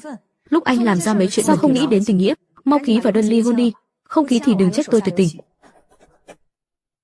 Gọi bảo vệ lên đây, lôi hắn ta ra ngoài. Sếp Giang, việc Lâm Nguyệt có dấu hiệu đánh cắp bí mật thương mại, toàn bộ chứng cứ đã được tổng hợp xong, bao gồm lịch sử email qua lại, sao kê dòng tiền và báo cáo đánh giá tổn thất dự án. Tất cả đã tạo thành một chuỗi bằng chứng hoàn chỉnh. Tỷ lệ lập án và thắng kiện là rất cao. Ngoài ra, về phần Lâm Thần lợi dụng chức vụ chiếm đoạt, chúng ta có gộp vào khởi kiện. Về phần của Lâm Thần, cứ đợi hắn trả lại số tiền đã chiếm đoạt rồi. Nếu trong vòng 3 ngày mà hoàn trả toàn bộ, thì tội lạm dụng có thể chỉ xử lý kỷ luật. Nếu không đòi lại được thì khởi kiện đi, không cần phải nể nang gì cả. Tôi sẽ cho người theo sát chuyện này. Ngoài ra, bên phía Trần Hy, sếp có muốn xử lý luôn cô ta bị nghi ngờ dính líu đến, mặc kệ cô ta đi, đứa con trong bụng chẳng liên quan gì đến, cứ để cô ta tự đi tìm Lâm Thần mà tính sổ. Đừng để loại người này làm bẩn tay tôi. Bắt đầu từ hôm nay, tất cả các dự án hợp tác của mọi quyết định nhân với tất cả những người nhà đều phải vạch rõ ranh giới, toàn bộ quyền hạn dưới tên Lâm Thần, hủy bỏ toàn bộ, tất cả các dự án qua tay Lâm đem đi kiểm toán lại hết, cứ hễ có vấn đề thì điều tra đến cùng cho, không cần nể tình bất kỳ ai hết.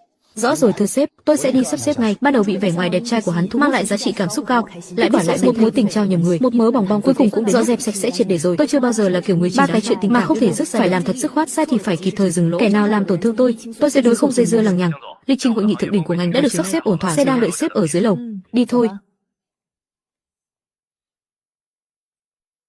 Anh trai à, phiền anh vào thông báo một tiếng, chúng tôi là người nhà họ Lâm, cất công tới đây để gặp không, để nhận lỗi và xin cô ấy gặp, không có lịch hẹn thì không được vào. Tô tiểu thư đã dặn dò từ không tiếp người nhà họ Nhiệm à, trước kia đều do chúng tôi có mắt không tròng, đã ức hiếp cô, mong cô đại nhân đại lượng, nể chút tình nghĩa trước kia mà cứu lấy Nguyệt đi, chúng tôi dập đầu với cô, chúng tôi tạ tội với cô.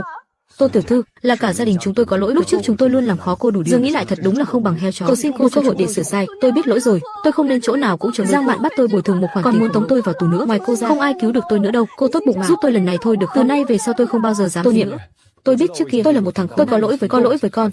Nhưng Lâm Nguyệt là em gái ruột, nếu nó mà phải ngồi tù thì cả đời này coi như hủy hoại. Xin cô giúp chúng tôi với, cầu xin cô cho chúng tôi mượn, sau này chúng tôi nguyện làm trâu, nhất định sẽ từ từ trả hết. Xin cô hãy cho cô ta một con đường sống. Đại tiểu thư, lão gia, người nhà họ Lâm ở ngoài cổng lại, cả 4 người đều đang quỳ ở trước cổng, khóc lóc đòi xin lỗi và cầu xin, đúng là âm hồn bất tán. Lúc trước khi bắt nạt Nhiệm Nhiệm, sao không nghĩ đến chuyện trở lại bây giờ bước đường cùng rồi, mới đến đây giả vờ đáng không cần để ý đến bảo vệ sĩ canh chừng cổng cho kỹ, đừng để bọn ồn ào ầm ĩ ở ngay trước cửa, ảnh hưởng không tốt đâu, không cần gặp. Chú ra nói với vệ sĩ mời bọn họ đi khỏi, sau này không được phép để bọn họ lại gần cổng biệt thự nửa bước, có cần tôi gọi luật ra mặt giải quyết luôn không? Đỡ để cho bọn họ dăm bữa nửa tháng lại đến làm loạn, làm phiền cô không được yên tĩnh. Tội mà Lâm là tiết lộ bí mật thương mại, là vụ án của tập đoàn họ, không có liên quan gì đến lúc trước bọn họ xông vào bệnh viện, hại tôi mất đi đứa con, cũng có nương tay với tôi chút nào đâu. Bây giờ đi đến bước đường này đều là do bọn họ tự chuốc lấy hậu quả mà bọn họ phải, không ai có thể gánh thay được thế. Lúc trước bọn họ đối xử với cô thế nào cơ chứ, bây giờ còn không biết xấu hổ mà đến cầu xin nữa. Theo tôi thấy, đây đều là cái giá mà bọn họ đáng lời. Cứ ra báo với vệ sĩ, lịch sự mời bọn họ biến đi. Nếu các người còn dám bám giết ăn vạ, chúng tôi sẽ báo cảnh sát giải quyết, không cần phải nể nang gì cả. Mời các người về cho, cô Tô đã nói rồi, sẽ không gặp con tiếp tục làm loạn nữa, chúng tôi sẽ khép vào tội gây rối trật tự và báo cảnh sát xử lý. Dựa vào cái gì mà không gặp, chúng tôi đã dập đầu nhận lỗi rồi cơ mà. Con Tô niệm đó sao lại tàn nhẫn đến thế, chẳng phải chỉ lỡ nặng lời với nó vài câu thôi sao? Có cần phải dồn người ta vào chỗ cảnh cáo lần cuối?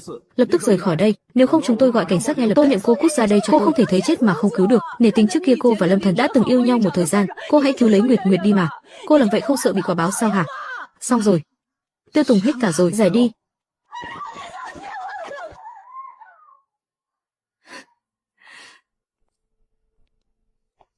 Đi hết rồi. Mọi chuyện kết thúc thật rồi. Còn trẻ danh mà không lo học thói tốt, lại chuyên đi quyến rũ, đàn ông đã có vợ, dám dựa vào việc bán đứng cơ mật của công ty để đổi lấy lợi lộc à, lại còn dám tiêu tiền của chồng bà, con của bà đây cũng sắp xỉ tuổi mày rồi. Hôm nay bà phải thay mặt bố mẹ dạy cho mày biết thế nào là hai chữ liêm sỉ. Thảo nào ngày nào ăn diện là lơi, chát phấn, hóa ra là chuyên đi làm chuyện dơ bẩn lén lút này. Nghe bảo vụ bê bối ở công ty cũng là do một tay con tiểu tam này bất chính, đáng đời bị người ta tìm đến tận cửa tính sổ. Khu phức hợp thương mại giai đoạn 1 đã chốt hạ dự án tiện ích cộng đồng giai đoạn. Chị đã thư chuyện với ba mẹ rồi, sẽ giao cho em đứng ra. Tỷ lệ chia lợi nhuận được tính là 5%, so với mức tiêu chuẩn thì cao hơn 2. Vốn khởi động chị cũng đã bảo phòng tài vụ rót sẵn. Một dự án quan trọng như vậy lại giao cho em sao? Trước đây em đã từng phạm lỗi lớn đến thế cơ mà. Cái con bé ngốc này, công việc là công việc, năng lực điều hành thương mại của con, mẹ và ba đều nắm rõ cả. Nếu Niệm Niệm đã đề xuất để con dẫn dắt, thì ba mẹ đều tán thành. Chuyện cũ qua rồi thì cứ cho qua đi. Sau này dáng làm việc cho đàng hoàng. Dự án giai đoạn 2 liên quan đến dịch vụ dưỡng lão và các siêu thị tiện ích, nhiều việc lặt vặt lắm. Vừa hay con lại dày dặn kinh nghiệm, cứ mạnh dạn buông tay mà làm. Phía tổng bộ sẽ dốc toàn lực hỗ trợ khoảng thời gian này. Tô Niệm làm gì cũng đều dẫn tôi quyền hạn trong cho đến phân chia mọi thứ chị ấy đều ưu ái nhưng hoàn toàn không mảy may đề phòng tôi. So với việc trước kia tôi luôn lúc nào cũng đang nghi dè chừng. Tôi thật sự thấy quá đỗi hổ thẹn. Sau khi dự án đi vào triển khai, thương hiệu siêu thị trực thuộc nhà họ Lục có thể được ưu tiên thuê chuỗi cung ứng. Chị sẽ để cho em mức giá thanh toán, cũng coi như giúp em áp lực ban đầu. Cảm ơn mọi người, cảm ơn ba mẹ, cảm ơn Niệm Niệm, cùng với Lục tiên sinh. Trước đây con đã làm ra biết bao nhiêu chuyện sai trái, vậy mà mọi người vẫn nguyện ý tin tưởng con. Con thật sự không biết phải nói gì cho phải nữa. Người một nhà cả, đừng nói mấy lời khách sáo đó nữa, con ngồi xuống trước đi. Sẵn dịp hôm nay mọi người đều có mặt, có những chuyện chúng ta cũng nên nói cho rõ ràng. Con vốn dĩ cũng xuất thân từ viện mồ côi, năm 4 tuổi được ba mẹ nhận nuôi. Ngày đầu tiên bước chân vào nhà họ Tô, con chỉ biết ôm chiếc cặp sách cũ xếp mình ngoài hành lang, nửa bước ngay từ lúc đó, con đã biết không phải là con ruột, lỡ như làm không tốt thì bất cứ lúc nào cũng có thể bị trả. Từ nhỏ đến lớn con liều mạng học hành, liều mạng học cách làm ăn, chuyện gì cũng muốn làm đến mức hoàn hảo nhất, cũng chỉ vì sợ bản thân không đủ giỏi, sợ lỡ như có một ngày ba mẹ không cần con nữa. Lúc Niệm Niệm vừa mới trở về, con thật sự đã hoảng loạn vô cùng. Con sợ em ấy là máu mủ ruột thịt, thì trong mắt mọi người sẽ chẳng còn hình bóng của con nữa, sợ tất cả mọi thứ của đều sẽ không còn liên quan. Con sợ mình sẽ là đứa trẻ mồ côi trắng tay. Con thừa nhận mình đã tham lam, muốn nắm chặt tất cả mọi thứ khư trong lòng bàn tay, nhưng mãi đến sau này, con mới nhận ra, thứ mà con sợ dĩ chẳng phải là tiền bạc hay nhà cửa, con chỉ sợ bị vứt bỏ, sợ bản thân lại trở thành người ngoài. Con biết lỗi rồi, con không nên giở những thủ đoạn đê hèn đó, không nên làm tổn thương Niệm Niệm. Con có lỗi với mọi người, đứa trẻ ngốc này, sao con lại nghĩ như vậy chứ? Năm xưa, khi đón con từ cô nhi viện về, ba mẹ đã như con ruột mà nuôi nấng rồi. Hơn 20 năm qua, ba mẹ đã bao giờ nói sẽ đuổi con đi chứ? Đã bao giờ xem con là người ngoài đâu? Ba mẹ nhận nuôi con là đã nhận con cả đời này. Nhà họ Tô có phần của Niệm Niệm, thì cũng có phần của con, hoàn toàn không có chuyện ai cướp mất đồ của ai cả. Cái cảm giác thiếu an toàn đó, lúc em lớn lên ở cô nhi viện, cũng luôn sợ bị bỏ rơi, sợ bản thân mình là kẻ thừa thãi. Cho nên, em những việc làm trước đây của anh, đổi lại là em, chưa biết chừng cũng sẽ hoảng sợ mà đi sai. Chuyện trước kia cứ cho qua hết đi. Sau này chúng ta chính là một gia đình thực sự. Anh là anh trai của em, là con trai của ba mẹ, không ai có thể đuổi anh đi. Anh không cần phải sợ bị vứt bỏ, cũng không cần phải đề phòng ai cả. Mọi người đều thực lòng đón nhận anh. Con hiểu rồi, cảm ơn ba mẹ, cảm ơn em, Niệm Niệm. Sau này, con sẽ ở bên cạnh chăm lo cho mọi người thật tốt. Thời diễn à? Niệm Niệm giao lại cho con ấy. Sau này hai đứa hãy sống với nhau cho thật tốt, yêu thương đùm bọc lẫn nhau nhé. Ba mẹ cứ yên tâm, cả đời này con sẽ luôn bảo vệ em, tuyệt đối không để em ấy chịu chút tủi thân nào. Niệm Niệm, mỗi một bước đi sau này, anh đều sẽ đồng hành cùng em. Cảm ơn anh, Thời diễn. Cảm ơn anh vì đã bước vào cuộc đời em. Đây là quà cưới anh tặng em. Trước đây em luôn nói là muốn đi ngắm biển, sau này em muốn đi đâu? Chúng ta sẽ lái nó đi, ngắm trọn mọi cảnh sắc trên đời. Đây là du thuyền 2 tầng cỡ trung nhập khẩu phải không? Nội thất và trang bị đầy đủ thế này, ít nhất cũng phải từ 10 triệu tệ trở lên. Anh Thời Diễn cũng chịu chi quá rồi đấy. Nhiệm Nhiệm con xem, con rể thật lòng thật dạ để tâm đến con lắm. Món quà đắt giá thế này, nói tặng là tặng ngay được. Đúng là đặt con ở trong tim mà cưng chiều. Thời Diễn thật có lòng, chịu dành tâm tư cho Nhiệm Nhiệm như vậy, lại sẵn sàng chi một khoản lớn, khiến chúng tôi yên tâm hơn bất cứ điều gì. Đây là chút lòng thành của dành tặng cho con dâu. Một đứa trẻ ngoan như Nhiệm Nhiệm, đương nhiên xứng đáng với những điều tốt đẹp nhất. Sau này hai vợ chồng son nếu muốn đi nghỉ mát thư giãn thì ra khơi lúc nào cũng tiện. Món quà đắt giá quá. Em xứng đáng với những điều tốt nhất. Trước đây em đã phải chịu đựng quá nhiều quãng đời, sau này em chỉ việc sống rực rỡ tỏa sáng là sự nghiệp có anh kề vai sát cánh, cuộc sống có anh chở che chu toàn. Tất cả những gì em muốn, anh sẽ mang từng thứ một đến trước mặt em. Con yêu, là con đã quay về với mẹ. Mẹ xin lỗi, lần trước mẹ đã không bảo vệ tốt cho con. Những ngày qua, mẹ vẫn luôn dè dặt, mẹ cứ luôn cảm thấy là do mình nên mới không thể giữ được con. Mẹ thậm chí còn sợ rằng sau lần sẽ chẳng bao giờ mang thai, sợ con trách mẹ nên không chịu quay lại tìm mẹ nữa. Sao em tỉnh dậy sớm? Có phải trong người khó chịu ở đâu không? Thời Diễn, hình như em có thai rồi. Thật sao? Nhiệm Nhiệm, tuyệt vời quá. Nhưng em cứ luôn cảm chuyện lần trước là lỗi của em. Em sợ mình không thể làm một người mẹ tốt. Cô ngốc này, chuyện lần trước sao có thể là lỗi của em được? Là do tên Lâm Thần đó, là do kẻ khác sắp tâm tính nên mới xảy ra chuyện đáng tiếc. Hoàn toàn không liên quan một chút nào đến đó. Em đã phải chịu áp lực lớn nhưng vẫn dốc hết sức mình để bảo vệ con rồi mà. Không có ai yêu con hơn em đâu, nhưng em luôn không kìm được mà nghĩ, nếu như hôm đó em cứng rắn hơn một gọi bảo vệ đuổi người đi sớm hơn thì có phải sẽ không xảy ra chuyện gì không? Đều tại em quá mềm lòng nên mới cho kẻ có cơ hội làm tổn thương con. Không có chuyện nếu như đâu em, những đau thương chẳng không phải lỗi của em đâu. Em không thể cứ ôm hết mọi vào mình như vậy được. Đứa con ấy từng đến bên chúng ta trong phút chỉ là do đôi bên duyên. Con biết em yêu con nhiều đến con sẽ không trách. Bây giờ con chỉ đang đổi mục để quay về bên cạnh em thôi. Con muốn nói với em rằng con vẫn nguyện ý làm con của em và con cũng tin rằng người mẹ tuyệt vời nhất trên thế giới này. Em chưa bao giờ phải gánh vác mọi chuyện một mình. Sau này ở bên bảo vệ mẹ con em, không rời mọi dông bão, để mọi rắc rối, cứ để em chỉ cần an tâm dưỡng thai, vui vẻ chờ đợi ngày con chào đời là được. Những chuyện còn lại có anh ở đây, em không còn sợ gì nữa.